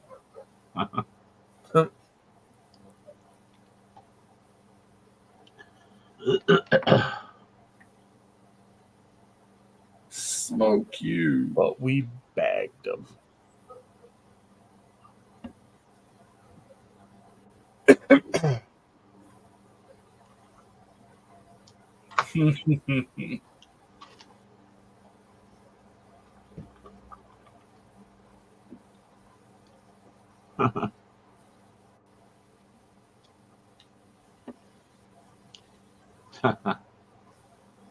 There you go. Uranium smuggling. That's the thing. Mm-hmm. The way to take somebody out in a body bag while they're still alive. Keep them more confined that way.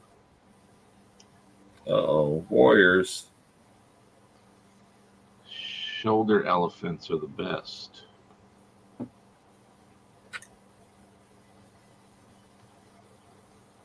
Everybody's after to impersonate Corbin Ellis.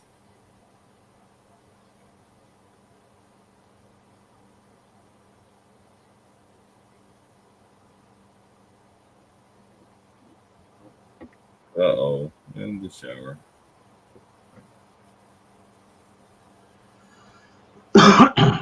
Auto wash.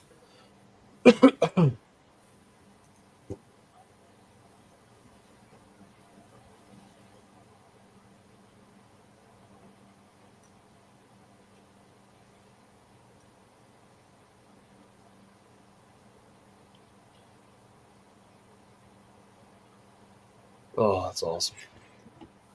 Mm.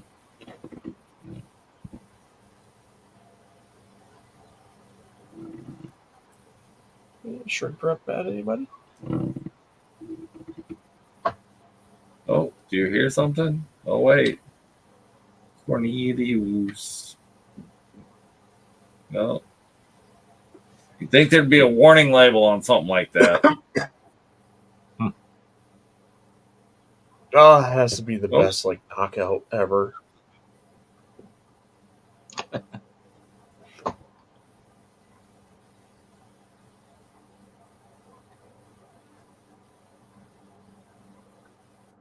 Oh, here we go. Nope. Oh. Whoa! It's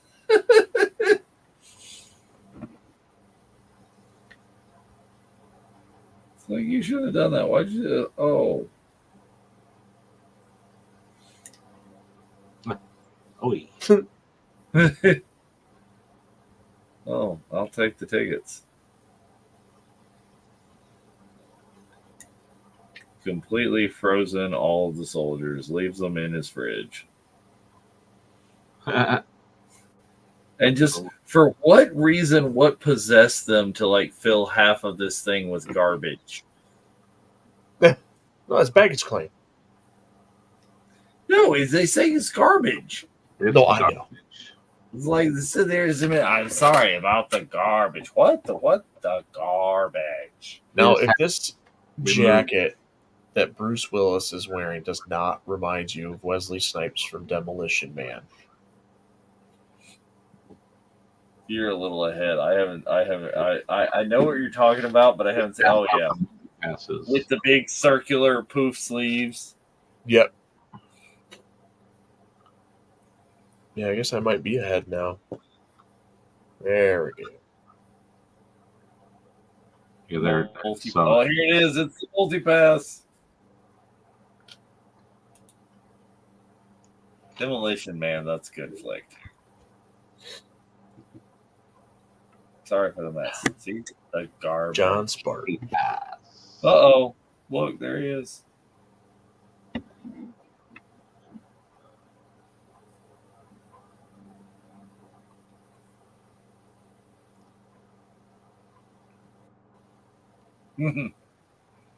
Carmendelis. Everybody, all you gotta do is have a multipass. It doesn't matter what it says. You just put one in there.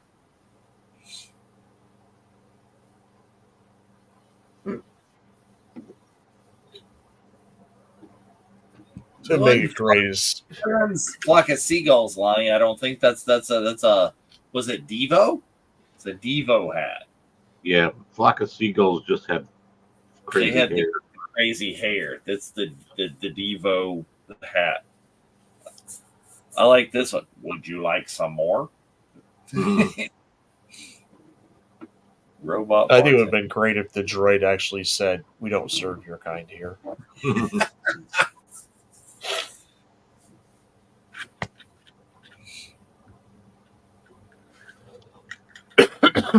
That's one of Chris Bartlett's early roles as the droid.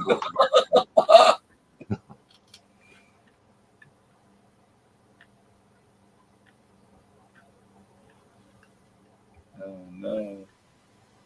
I hate Egypt. And then this for the inconspicuous faces that they choose. Mm-hmm. Right. It reminds me really of what is it? Kind of like Clancy Brown from Highlander. Mm. When he's trying to blend in, it's like, wait, no. Oh. They don't look comfortable though. No. Well, she just reminds me so much of like G.I. Jane. Oh yeah. Big time G.I. Jane vibes. Oh, here it is. It's time. It's time for him. Oh, wait. Maybe another scene first. Yeah. Oh, here's the guns.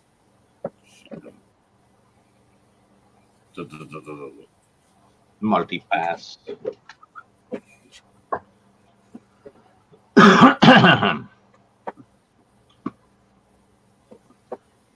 like that skirt. It's very yes. Mr. Ruby Rod is the biggest radio star.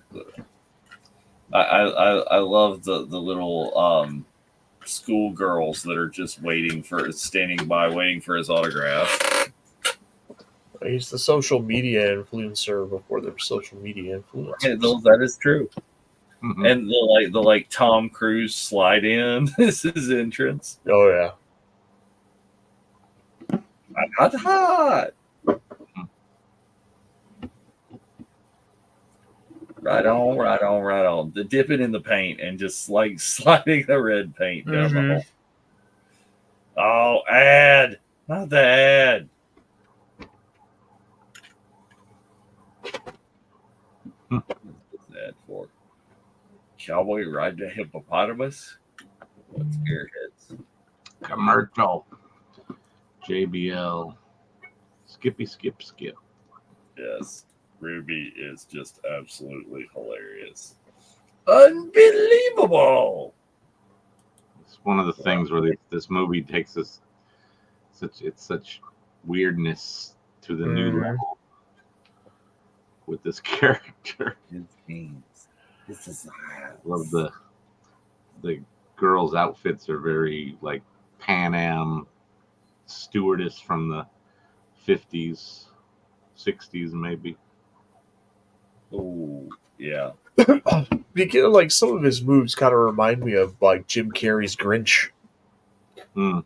His little sidewalk, or like where he walks like sideways. Yeah, I mean it is. You're right. It's like I because of the flashiness is I always have pictured like Prince like on crack.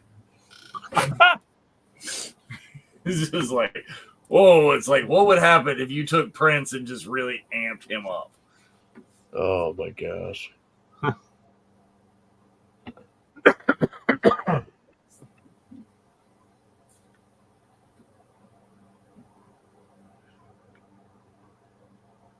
Oh, and then she just faints. Whew. He's got the same little mostly. I love how he's like broadcasting live during this whole thing. Oh yeah, just his random rambling is his broadcast. It's much like this broadcast right here. Yeah, right. He was pretty much. Like TikToker before TikTok ever was even close to being dreamed of. This 25-year-old movie. That's pretty old. Yeah, well, there are no original ideas in Hollywood. They steal everything from everywhere, and I'm surprised they haven't tried to remake it. and he's sitting tomorrow from 5 to 7. Please, like you act like you have a more than 2-word vocabulary. And then he just jacks him up right there against the wall.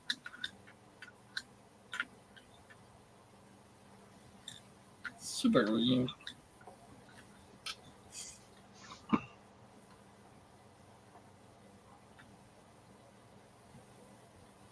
Super green. The sleep regulator. Sorry, sir. Everybody's Corbin Dallas. See, Dave Dallas, Spencer Dallas, Thrice Dallas. Everybody's Corbin Dallas. Mm-hmm. And just immediate machine guns pop out of the. That's the future. Whoops. Security.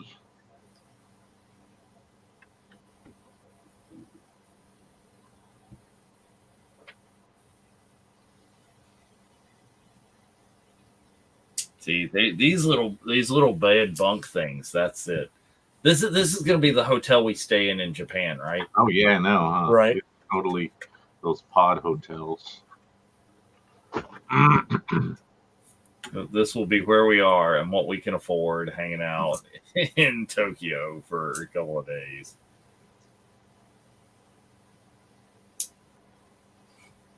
Some pretty good beer.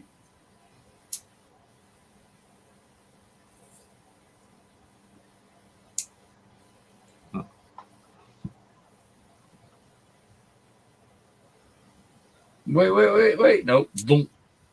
You done.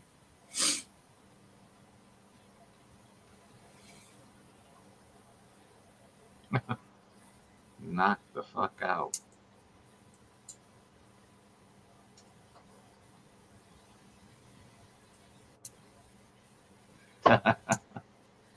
And then it just goes like that. We're going to go off the rails. It's like we were doing comedy, and now we're just going to have the uber comedy section of the movie. Mm-hmm.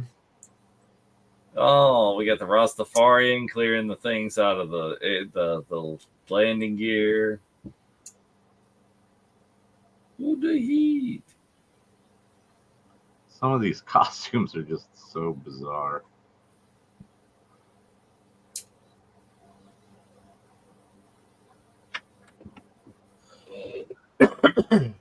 Yeah, gotta get rid of them freaky. Those are like tribbles gone bad or something. Yeah, I don't know what, like just little rubberized things. You can call me Ruby.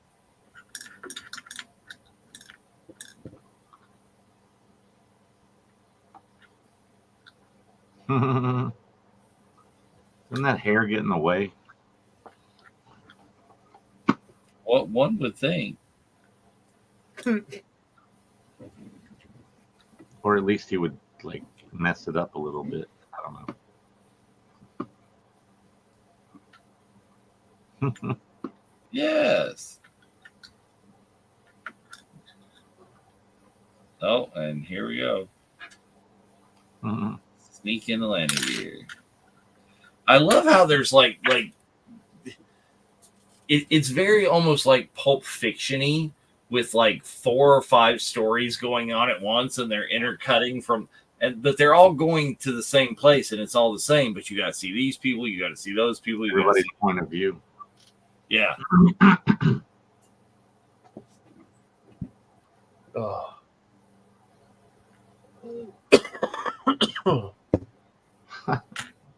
Oh my god.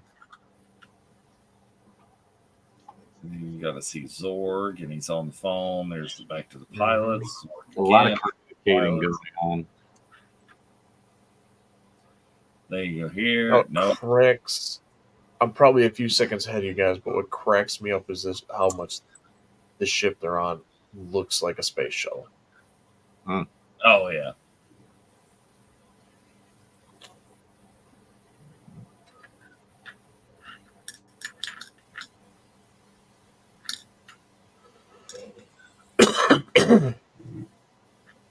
Yeah, I mean it's very space shuttle with the like pointier wings, almost A little sleeker version. and then their light speed is just all like rainbowy. It's a lot like the Winnebago. it's ludicrous speed. There you go. They've gone plaid. Oh yeah, Lonnie's over here asking like, what does Sherry think? Are you still watching and enjoying I the think Chris was new to this too, so. Oh yeah. Let Well, us know they've what been you kind of quiet. They're ensconced in the movie. They're just soaking it all in for the first time. Now, see, this is interesting. He still has like a desk phone. It's not a cell phone. This pops out of his desk. It's like just like a regular cordless phone. Yep. I like that little VTech stand on the little single rod up commercial. Door loop. Skip. All right, back to Zorg.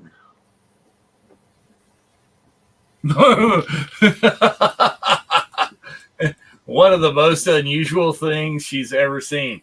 And she's seen the Ewok movies. There you go. Right? Yes, it is, Sherry. It is one of those things.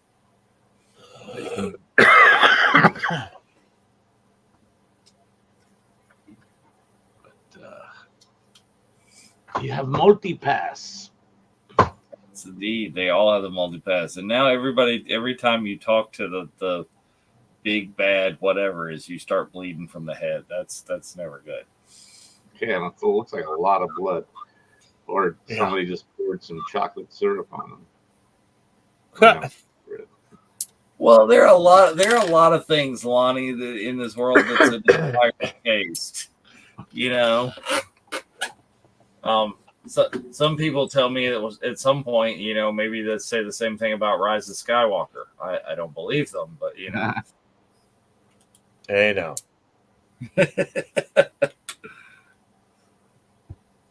Yeah, that's definitely like a play on the Phase 2 space shuttle. I was trying to think if it was the Independence or the Freedom. Exactly. This ship is so bizarre. Well, again, this is my headcanon for what the Halcyon is. Because they talked about Very that chonky though. you can see like they've got the big atrium place is the only place where you can like see the sky, and you're coming on board. It's like the Love Boat, exciting, and it's got wide days. This is what I want out of the Halcyon.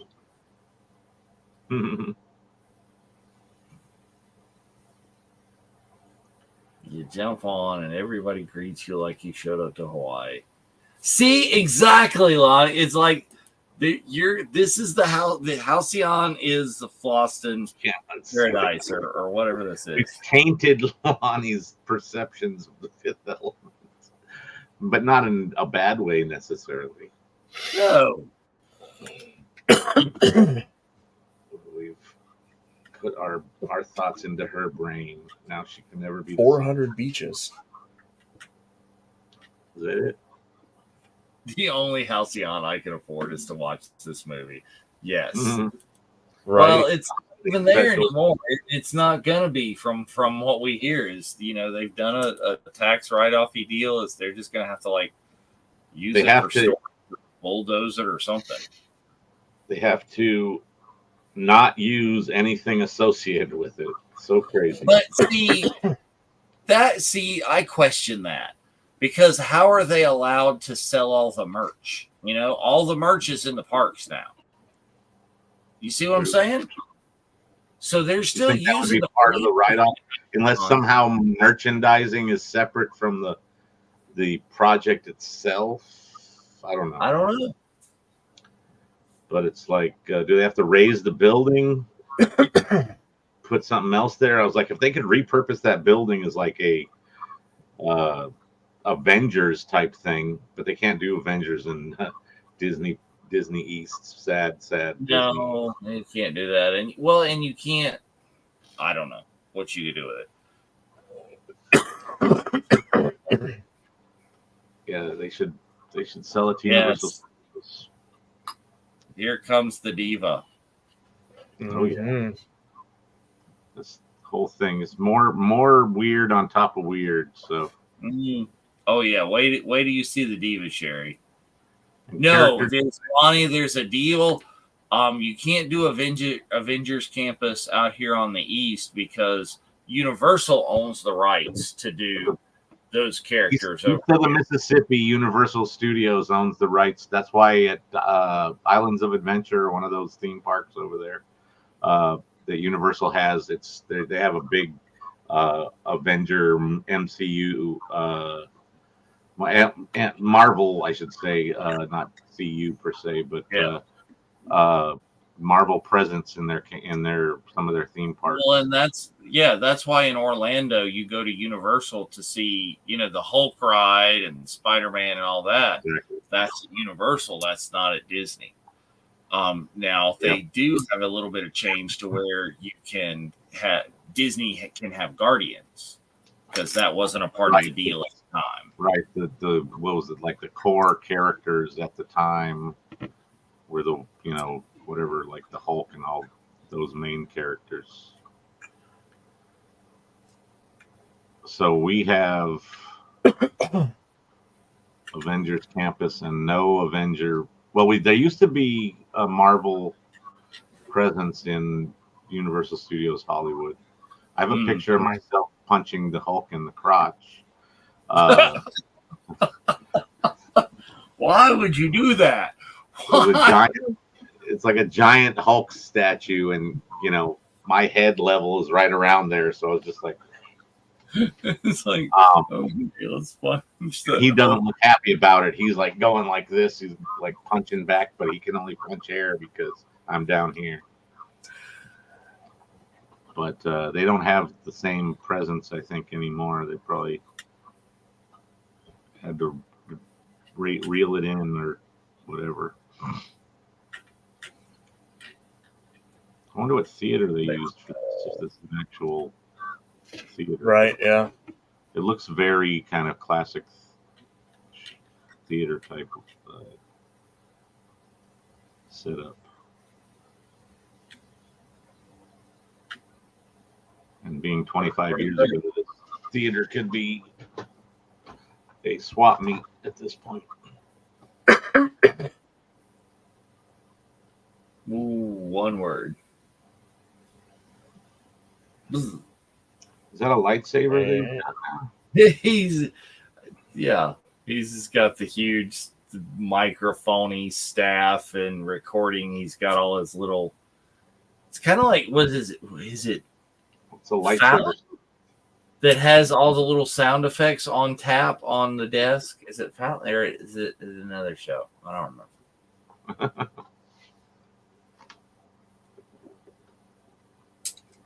And here comes the weird, Sherry. Look at this. Yeah, this is. It's like, Twi'lek on steroids. From that back shot is very alien. Mm-hmm. Yeah. Except for the color scheme of the blue. Yeah, it's got double commercialed. Oh, okay, we're back. I'm watching the Diva come. Oh, I know. I get the commercial for Heinz. Commercial. Duncan. It's not the commercial with Jedi Mark in it, though. If you happen to cross a Duncan commercial that shows the point of view from the box looking up at a bunch of people going different, professions or whatever, going at the box of donuts, and you see that in that commercial, there's a Santa Claus, and that's a buddy of mine, Mark Gray. That's he also does Jedi Santa. So. Oh yeah, I've seen I've seen him. Oh he was in Anaheim last year. Yep, definitely. Yeah, I think he was at Star Wars night too. Yep, he has the amazing candy cane lightsaber that he built himself. I think it's so cool. And having a lightsaber that clashes jingle bells is pretty funny. Yeah. Mike keeps growing his beard out the way he is. He's pull that off too. We were both talking about trying to do a Balin skull, but I think he's gonna beat me to it. He's got a much thicker beard than I do right now. Art Sabers just released a Balin skull lightsaber. It looks amazing. Yeah, I can imagine. Well, see, there you go. Oh my God, Santa! I know him. There's your Star Wars connection right there, Mr. Favreau. More Favreau connection. Yeah. Permission granted for 1 hour. I'm going to dock. There we go. It's the big Indomie opera from this big blue Twi'lek.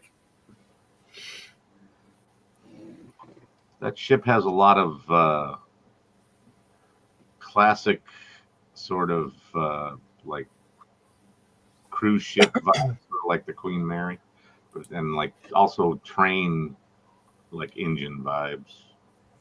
It's the Borg Queen. Yeah, you got a lot of Borg Queen kind of thing going on. We remember these guys. Some serious forehead. Oh yes. She's hulking out over there. Like Lulu when she rang. Oh, get down. Getting ready to break it down. This is a really good music to where it's the cut scenes back and forth and integrating music from the different scenes and making it fit. I love what's going to happen here. So the diva is obviously Gaia from the Halcyon. She Yes. does a singy dinner show thing. When you say Gaia, I think of Gaia, the spirit of the earth from Captain Planet, but you know. Yeah. Well, I'm sure Captain Planet. There's some this deep cut reference for. I start singing that song. It's in all of them. Ooh, start singing that song. I know Kung Fu. Oh, there's the foot.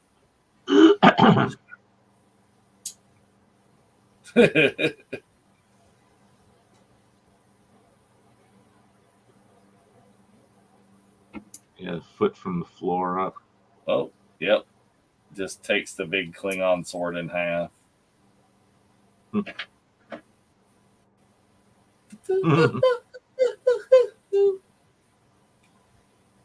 then here's the come on. Uh-oh, out of bullets. Come on, let's go. It's the Morpheus. Oh yeah, she's totally doing. See, I go the opposite way. I actually think of the Dumb and Dumber with Jim Carrey in the restaurant. Rips the guy's heart out, puts it in the doggy bag, and hands it to him. The applause for this. This is amazing. Now, I mean, and this is a convenient thing for them to avoid the set. It's like, oh, it's a replica of the old opera house. Oh, well, so we can go film in an opera house as opposed to this modern, like, spacey theater. Mm-hmm. Yeah, that's what the whole futuristic retro kind of steampunky, like you were saying, vibe is there for sure.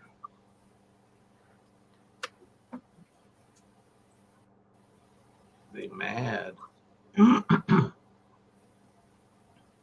Uh-oh. Yep. Zorg is there. He's got the big bad gun.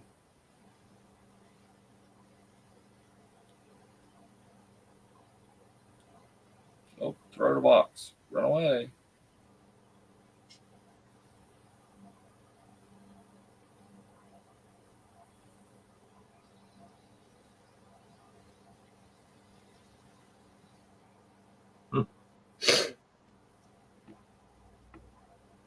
Ooh. Yeah, keep moving, Missy. I don't want to get shot up.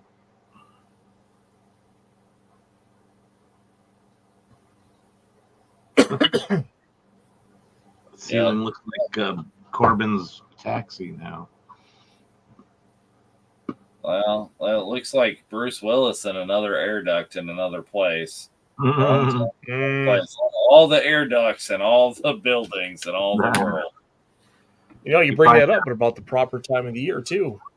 He had I know it's coming to be the season. He had a clause in his contract for this movie that he was not going to be the one that was in the air duct. In the air duct. It's like, no, you can have an air duct, but it's not me. The other star gets to do the air duct scene. Boom! Shot the diva. No. Your death Big will not be in blue blood. Ooh, snap. Yeah, I can't remember the blonde guy. What was he supposed to be, like Beethoven or Mozart or something? He's supposed to be a big deaf singer or something like that. He's like I don't remember if they said what kind of singer he was, heavy metal or what. He's a popular singer, whatever popular music that they have in the future. Oh, right. But he does kind of have like an Victorian kind of vibe with his like outfit, kind of like if he'd be a Mozart or somebody like that. Yeah, we're doing this whole secret operation live on the air. Mm-hmm. I think we're being attacked.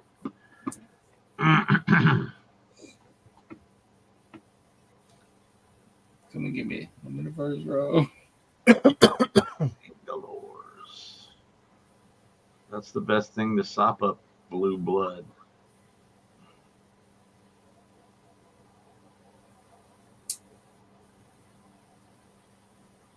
Hmm. Oh, come. That's why there's 4 of everything else, because she's the 5th element. Okay, Jewelers.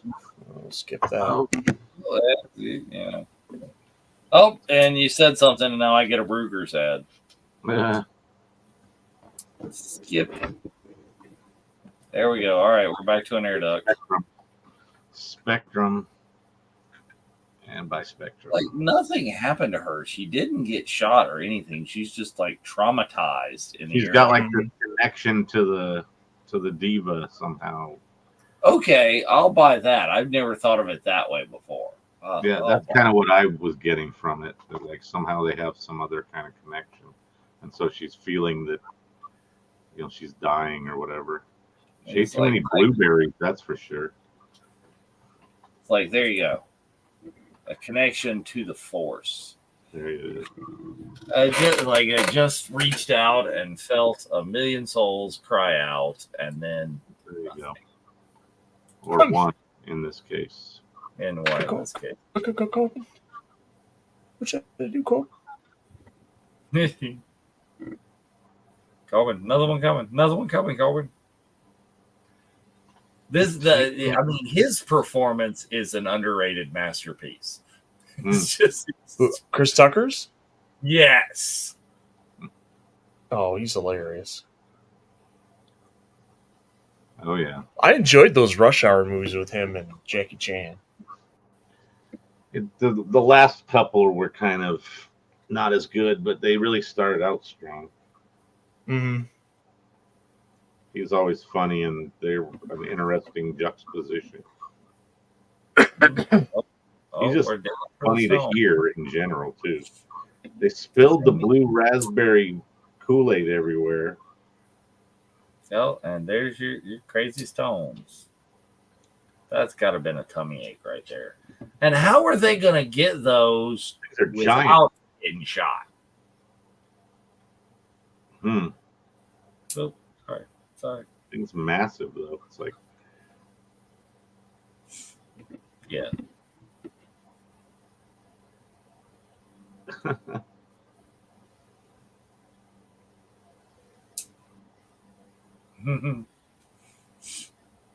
How did they clear the room without realizing all 3 of them were there? They finally come back in. Yeah. It's hiding. Super green. Oh, these little missiles are the best. That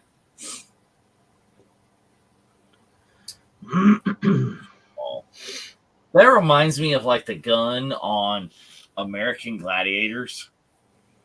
Oh, yeah, with the tennis balls. Yes. It's got a very similar vibe with that like plexiglass screen. Big plexiglass shield on it. I know, that's what makes this gun so much fun is it has 2 little Stinger rockets, plexiglass, and a Gatling gun. Yeah. And lots of tubes. And it's on wheels. Of course it is. Well, boom. It's got to be portable. Hell yeah. It's trouble. Corbin, my man. Corbin in trouble. Oh, booyah. Man.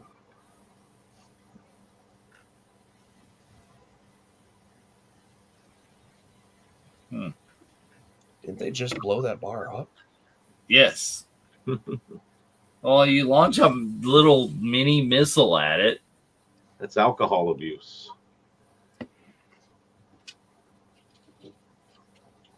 Oh yeah, there's the other one. Don't abuse the alcohol. No more alcohol. Thanks,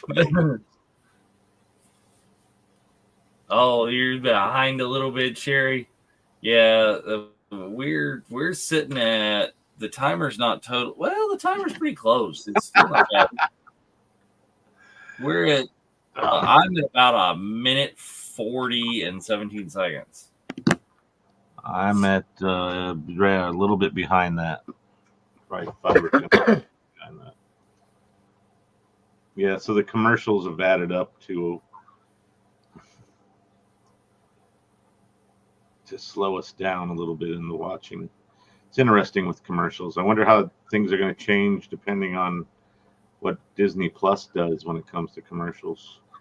And like, Dude, I am not excited about Disney and Hulu like merging into one app. It's like, no. yeah, that's too. Oh, yeah.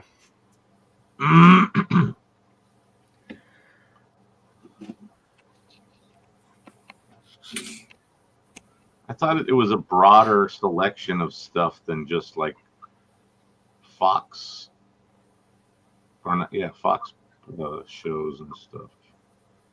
Well, Hulu's got like all kinds of Disney properties and stuff because it's got ABC and all that stuff. So it was ABC and Fox. I thought it was more than just them two, but whatever. Oh, the shooting the hole around him in the floor. That's so Wile E. Coyote. What? I love how he screams and then falls. Some crazy weapons. More crazy weaponry. See ya.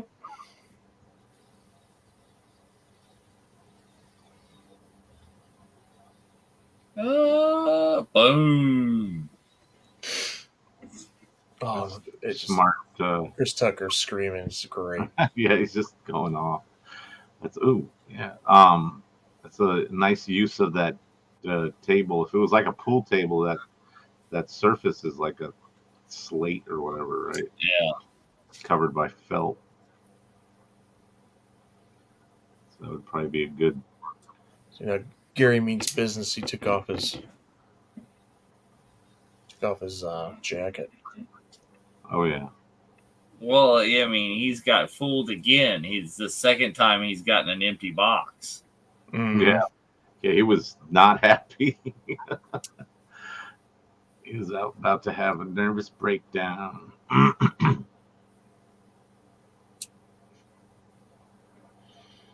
So. Uh-oh, here we go. Aggressive negotiations. Damn.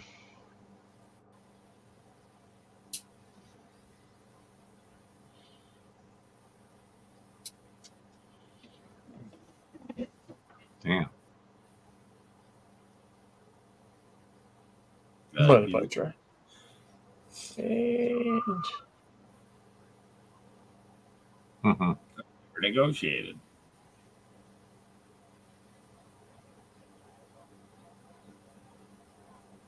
Mm-hmm. Boom. Such a diehard moment right there, though, too. It really was. It was like, that is John McClane. Yeah. Anybody else want to negotiate? Where did you learn to negotiate? And that would be your military service, boys and girls. Oh, I got a Rob Gronkowski ad with him in his underwear. This is surprising. There you go. Like, what? Jane Seymour is back in something? I got some turbine commercial. Yeah, Dr. Quinn, Medicine Grandma. Yeah, that's what I gotta watch. I'm sitting there. It's like they've made Dr. Quinn into Angela Lansbury. She's like the old bat now. Oh my god, Angela Lansbury. They have made Dr. Quinn into Murder, She Wrote. Okay.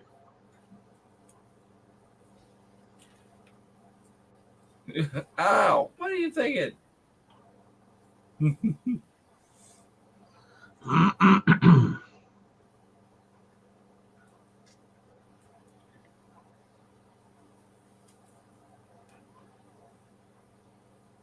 Fighting for a noble cause to save the world. It's all about saving the world. You saw her hand on the surveillance video?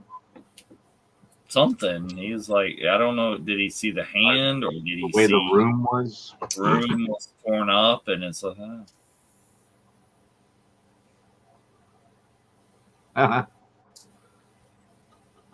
my man. Oh, no, but bomb. Don't all these big hotels have bomb detectors? Was it the sailor dude? Wasn't he in There's Something About Mary? He's been in something here. He's Possibly. character. He's very familiar looking. I think he was one of the guys that was after Cameron Diaz there. Evacuated. Evacuate. And now it becomes Spaceballs evacuating Spaceball 1. Everybody's running for the lifeboats. The gorillas in the zoo and let's go. Mm-hmm.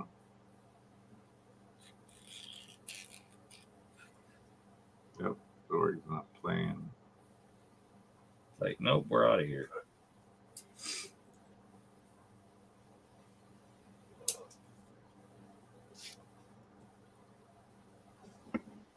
Boom.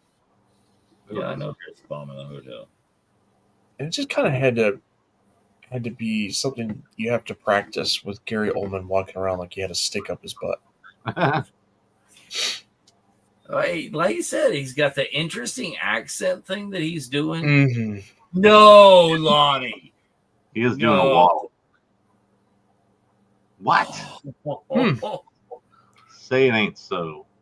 Oh my gracious! Need to do some homework, Lonnie. I mean, we've got Sherry watching The Fifth Element now. Now we're gonna have to do something with Spaceballs. Yeah. Well, that could be the next one. It could be coming soon, although we might not have room for it, but you never know. Yeah, we got a pretty full docket. We got some more movies we're thankful for coming up. You guys are gonna do a special one. Is next week is not gonna be Thursday because Thursday's Thanksgiving. What day are you guys doing next week? I believe we're doing Wednesday. I have neither confirmed or denied that, but I'm pretty sure. Yes, Spaceballs is a masterpiece. Yes, Spaceballs is great. Such great elements all through that movie.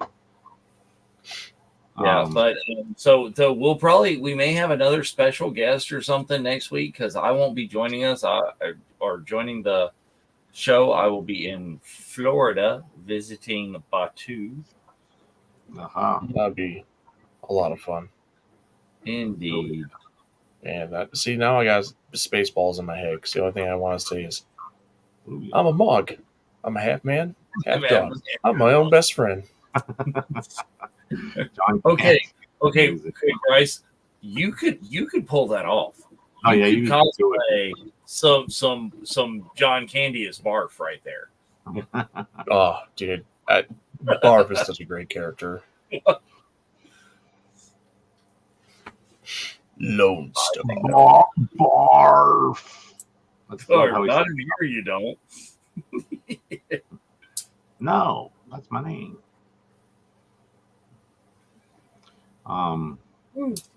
So many things coined from that. Well, that's where, yes, that's kind of that would be the Chewy of the thing. Yeah, he's a Mog. Yeah. And that's where the Liquid Schwartz shot from Boon to Eve comes from, right there. Is from Liquid Schwartz. Lone Star is obviously a take on. He's kind of a combination of Luke and Han. Yeah, he is. Yes, he is very Han, but he's also the main hero, kind of like Luke, and then you have the Han Chewie relationship is there with him and Barf. Yeah. Well, and Barf's wearing like a Ghostbusters. Like the Ghostbusters jumpsuit. Always crack me up. Well, because you've got the Ghostbusters crew kind of in that. Is you've got Rick Moranis. In the original script, the Rick Moranis role was written for John Candy. Oh wow. Oh yeah. is John I didn't know Candy. that. Yes, John That's Candy totally was supposed to be Louis Tully, but he didn't really understand the role and didn't know. Oh, you mean in Ghostbusters? Yeah. Yeah, in Ghostbusters. I heard that before. He was supposed to be in Ghostbusters, and he just didn't really get it. Right. So it ended up as Rick Moranis because they were both together. They knew each other from Second City. Yep. Second City? I think Second City. Yep. SCTV was amazing back in the 70s. So many amazing talents came out of there. And then went to SNL and then did other things, or skipped SNL and did other things. And are still working today, like Eugene Levy and Absolutely. a few others. Well, coming up in 2 weeks, 3 weeks in Jersey at Christmas Con, right there you've got Chevy Chase and Randy Quaid are doing Christmas Vacation reunion. Beverly D'Angelo, Oh my gosh, who else is going to be in that one? Is Chevy, Beverly, who's the daughter in? I can't remember any of the kids after the first one. Well, everybody's there except Johnny Galecki. So Yeah. wasn't Juliette Lewis. Yeah. Yes. I saw Juliette Lewis sing one time. She's got a band. Queen Latifah. Juliette Lewis singing with Queen Latifah. What? No. No, my commercial was Queen Latifah. Oh, okay. I was like, what the hell? I was like, it's like, I think that's strange, but I might like it. I heard her or saw her perform with a band Matt Sorum, one of the ex-drummers from Guns N' Roses, had. And she was singing, they did Dirty Deeds Done Dirt Cheap by AC/DC. It's pretty interesting. Oh, that's cool. Oh, now we got a Black Friday ad for Amazon. It's like, dude, what? Yeah. I'm at 152.10. All right, she's looking at War right now. I'm at 152.03. So we're getting it's pretty close there. Freaking out over the war footage. Yes, Peter. Oh, atomic bomb. Shit. Yes, that is correct right there. I think Spencer said, Todd. I don't know. Spencer said so many times Randy Quaid wrote the shitters full as his quote in Rhode Island. It's just all day long, shitters full, shitters full, shitters full. Uh-huh. How could the diva have those freaking stones inside of her? Those things are massive. I know. That's the level of crazy. It's like, what is the internal anatomy of that creature? I don't think the bullet or whatever killed her. I think it was trying to pass those things. 4 stones should go around, 5th element in the middle. There we go. This is how it's do it. I love how he's trying to figure out which one goes where. Would you think that the priest would have a better idea of which one goes where? Yeah, apparently not. Something's lost in the translation. Corbin's got to figure it out. And his light is very lightsabery. Yeah, it is right now.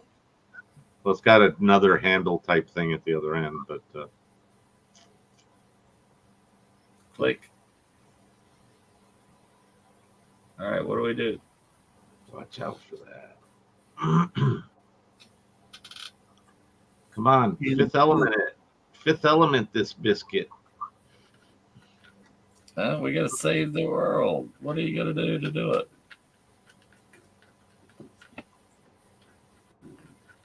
it? She's giving them the forecast. Rain. Wind blows, fire burns. Just another normal summer in California. Charade game. She's out. That's an interesting meteorite. Like, we got to get those stones open. What do we do? We could have done it. They need to get Ahsoka up in there. She figured it out. Yeah, she did. There you go. It was a very similar kind of thing to that. Why I gotta get the broke one? Ooh. Devo hat guys got the one that has a You little, get the easy one, right? little latchy thing. Oh. Oh, look at that pretty light. What'd you do? What'd you do? What'd you do? Nothing. Oh, don't. It's like it turned into a pitcher. Gonna pour out some juice. Oh, there it is. Look, it Corbin. moves. Come on, get on the fire, Corbin. Woo. Woo-woo. Oh, so I think you're gonna see some friends there tomorrow. Corrine just got her reservation for Life Day. Well, there you go. She can join me and Mike and John and whoever else is there. Oh, Mike and John are gonna spend all of Life Day waiting in line at docks. No, Really? John. One, he's still not feeling well. Two, really? he said he's going to try to get those sabers online first Yeah, before we he got- goes to the park. Could have passed them. If you can do it that way, why not?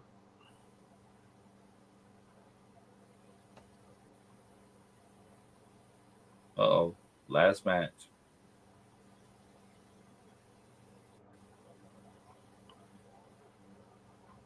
Oh, she's doing it the cheater way, though. She's going into DCA. And Oh, she got a park hopper. hopping. Oh no, a reservation for DCA. Okay, yeah. She's got a Inspire key or whatever the top one is. Yeah, so that's good for people that have passes, but if you're trying to get a ticket and they don't give you that option, that kind of sucks. Or if you have a ticket and they don't give you that option, I mean, they make you. Anyways.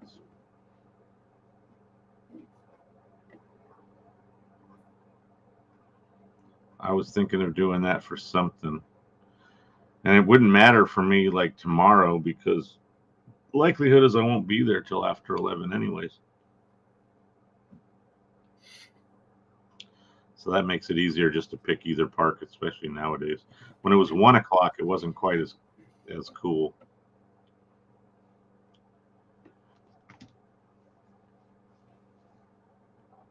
Because that's, 5 hours into open park time. But it'll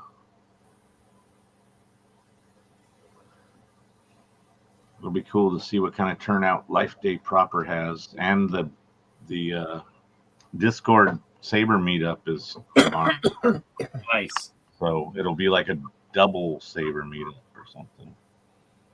Because they're going to do the one. I'm sure we'll do our little picture with the orbs and stuff. Speaking of which, I need to go look for my Life Day stuff. You don't always have it on hand? Yeah, you guys. Man, he's got it. Yeah, mine's nowhere to be grabbed in the moment. Maybe later. I love this thing. Hey, look. Isn't it though, Chris? It's just all those things. It's Star Wars, it's Spaceballs, it's all got a lot going on. Yeah. And it's like sort of the end of a lot of practical effects. I mean, there's digital effects, obviously, but it's not the same level as once Phantom Menace came out. Oh, yeah.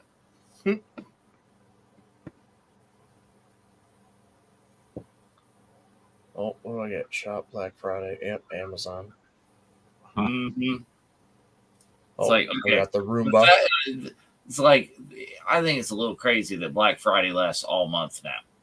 Yeah, It's Black November. I guess their thing Pretty is to much. not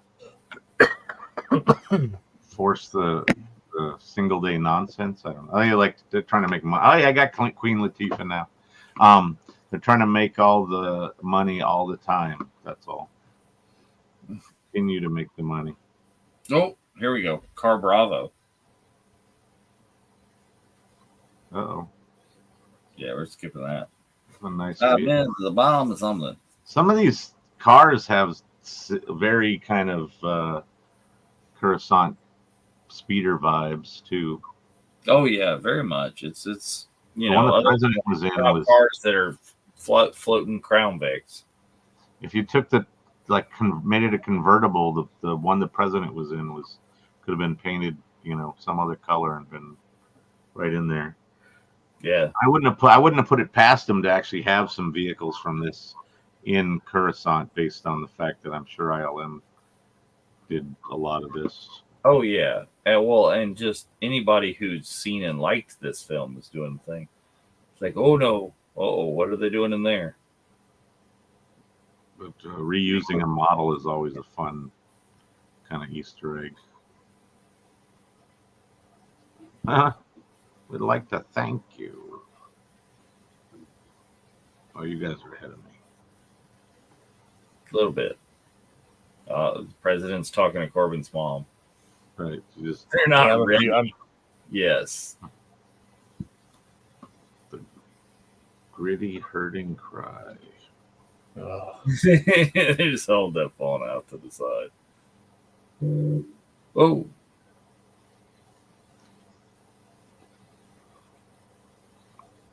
And it's done. A little light of soul religion. Well, that was an interesting movie. Wasn't it?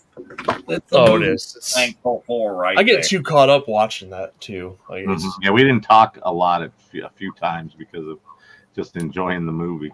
Well, I mean, that's how you know that you're doing a good watch along, when it's really, when we get quiet is now we're watching a good movie. Yeah, right. A lot of fun. So stop the countdown right there, and there we are. So Fifth Element, Bruce Willis, more power to Bruce is I hope things work out for him and his family. I know he's having health issues at the moment, but giving us so much fun entertainment between this and the greatest Christmas movie of all time. Bruce being Bruce is a lot of fun to watch sometimes. Absolutely. I mean, he's just been you put him in so many things and do it. Oh, okay. So Lonnie wants to know, with the first timers, would you watch this movie again? Would you? Because Chris seemed to enjoy it, so that's cool. Oh, you have to. You have to watch it again. Yeah, but Bruce Willis being Bruce Willis in anything. Bruce Willis in G.I. Joe is a pleasure. Bruce Willis in Pulp Fiction. Oh yeah, Pulp Fiction. That was good. That's just a good flick. Period. Bruce Willis in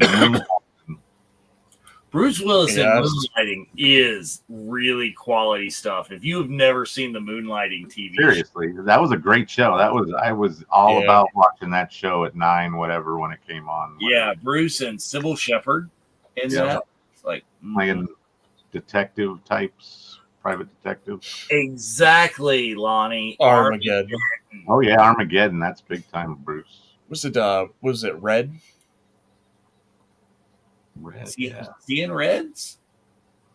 Red. Red. I think it's just Red. Not Reds. One with it was more recent. John Malkovich. It's a more recent movie. Yeah, John Malkovich is in it. They are like these old retired. I think. Yeah, they're a bunch. It's him and a couple other actors are like older. There you go. Red with Helen Mirren. Yeah, there you go. Yeah, Helen Mirren. I think she was in the second one. Maybe it was the first one. Was the whole 9 yards. Yeah. The Sixth Sense. Oh, the Sixth Sense. Yeah, that's really when he kind of took his more dramatic kind of, chops, showing those. Bruce Willis on Friends. I think I heard recently with the passing of Matthew Perry is the reason Bruce Willis had to appear on Friends was a bet with Matthew Perry. When they both starred in the whole 9 yards, Bruce thought it was going to be garbage and didn't think it was going to do very well at all. And Matthew Perry bet him. It's like, Nice. no, I think this movie's going to do great things. And when this movie does great things, you're going to lose. And you're going to have to guest star on my show for free. Oh, damn. So That's cool. that is allegedly the thing. Special thanks to McDonald's and Coke. Yeah. As they're still going to be serving fries. In Pinewood. Oh yeah. There's another Death Becomes connection. Her. Filmed at Pinewood Studios. That's it. Oh, there you go. Death Becomes Her. That's a deal Yeah. right there. So this And came if out you around. leave the internet, Chris, these are things you see on the internet. I make no personal vouchers, but Yeah. I have seen it in several different sources. Yeah. Of the story. Yeah. Well, that was fun. Yeah. All right. Thanks, Bryce, for joining us. It was very Yeah. cool. Oh, thank you. And, Yes. Thanks. Bryce Yes. Dallas Howard. Oh. Oh. doing it at the same time. We had the same thought, and we clicked the button, and one is a fraction of a second earlier, and we're turning on and off the same graphic. We're both going there. Anyways, playful ribbing. But what are we watching next week? Night before Thanksgiving. I think it's a secret. Isn't it a secret? Aren't Oh, the, I think always it's a secret still. the movies we're thankful for are a secret? We can't Yeah. tell you until close, but Until we will be watching Tuesday at noon is when the announcement will happen. No, it's Wednesday. Well, it'll have Tuesday on happy hour, usually it gets revealed, but the official reveal on the socials is the Wednesday at noon. So. Well, but he's saying if we're watching on Wednesday, they'll Oh yeah, that's true. I'm sorry, you're right. see. I'm an idiot. Normally it's Wednesday. Right. In That's this why I'm particular here. case, Fact because check. the day before, we can't do it right that night. We'll give it a little heads up. But yeah, so we will be revealing that on Tuesday, and it'll be another fun one. And Well, you guys enjoy. I might pop into the chat for a few minutes. We're not doing the park day on Wednesday. We'll be chilling at the resort. I was gonna say, if you're just hanging around the hotel, you could jump on in on your phone. I try to do that every once in a while. I missed Life Day. That looked like a great event or show you guys put on. With it was funny how many people were commenting about not watching the actual holiday special. I mean, the people. Good night, Sherry. I think we're gonna have to do it. I think we're gonna have to watch. Jerry doesn't want to be late for work tomorrow. Yeah, I'm with her. I got to be up in like 5 hours. Yeah. So, but anyways, yeah. I was had gotten a pass for an event, and they updated the guest list to include Tom Holland. So I had to go meet Spider-Man real quick and see some episodes of his we don't feel bad for you. his new show, and then enjoy free food and drinks afterwards. That was cool too. But anyways, if you're going to be at Disneyland tomorrow, look for me and Mike and Corinne and maybe John and a bunch of other John, yeah. And if you're going to be in Batu East, I'm sure you'll run into other VCN members, family members. Dave Lewis is there right now. Dave Lewis is going to be over there. He's bebopping around and hopping from park to park all the time. Nice. I'm sure several of our other friends will be there. And if you are in the Orlando area and you're in the parks and stuff, hey, check it out and see me. I'll be there all week next week. Nice. I'm gonna try to do some live streaming tomorrow from Yeah, that'd be from cool, Jeff. Batu. Maybe a little bit around the Life Day ceremony stuff or one of the meetups or whatever. So keep an eye out for that on the page. And That'd be cool. hopefully Spencer's doing all right. And we will see you guys next week. You want to talk about any other stuff like shows or anything, Dave? Well, like you said, is watch out for Bryce's show tomorrow. Bryce, tell him or remind him what's going on with that. 12 p.m. We are doing our Life Day special for the Jedi Archives on top of our normal Sunday issue, which is Dark Droids 3, which is a really fun read for anybody that's in comics and wants double a the little bit Jedi of a horror Archives action. Yep. Yes, But tomorrow at 12 p.m. Eastern, we'll be dropping our review of the 2021 Life Day comic. It just came out. It's one comic, 4 stories within that comic that are take place over different parts of the Star Wars era, to say the least. It's all about Life Day. A lot of fun. We all had our orbs. Some shine brighter than others. There you go. And a week from Sunday dropping is going to be a super-sized special mega episode of the Unifying Force. Not going to tell you what that's going to be about yet, but you guys will stay tuned to the channel to find out. But mega-sized episode. Fun. All right. Awesome. All right. Well, thanks, guys. Thanks for everybody that tuned in tonight. Oh, yeah. May the Force be with you. May the Force be with you. Multipass!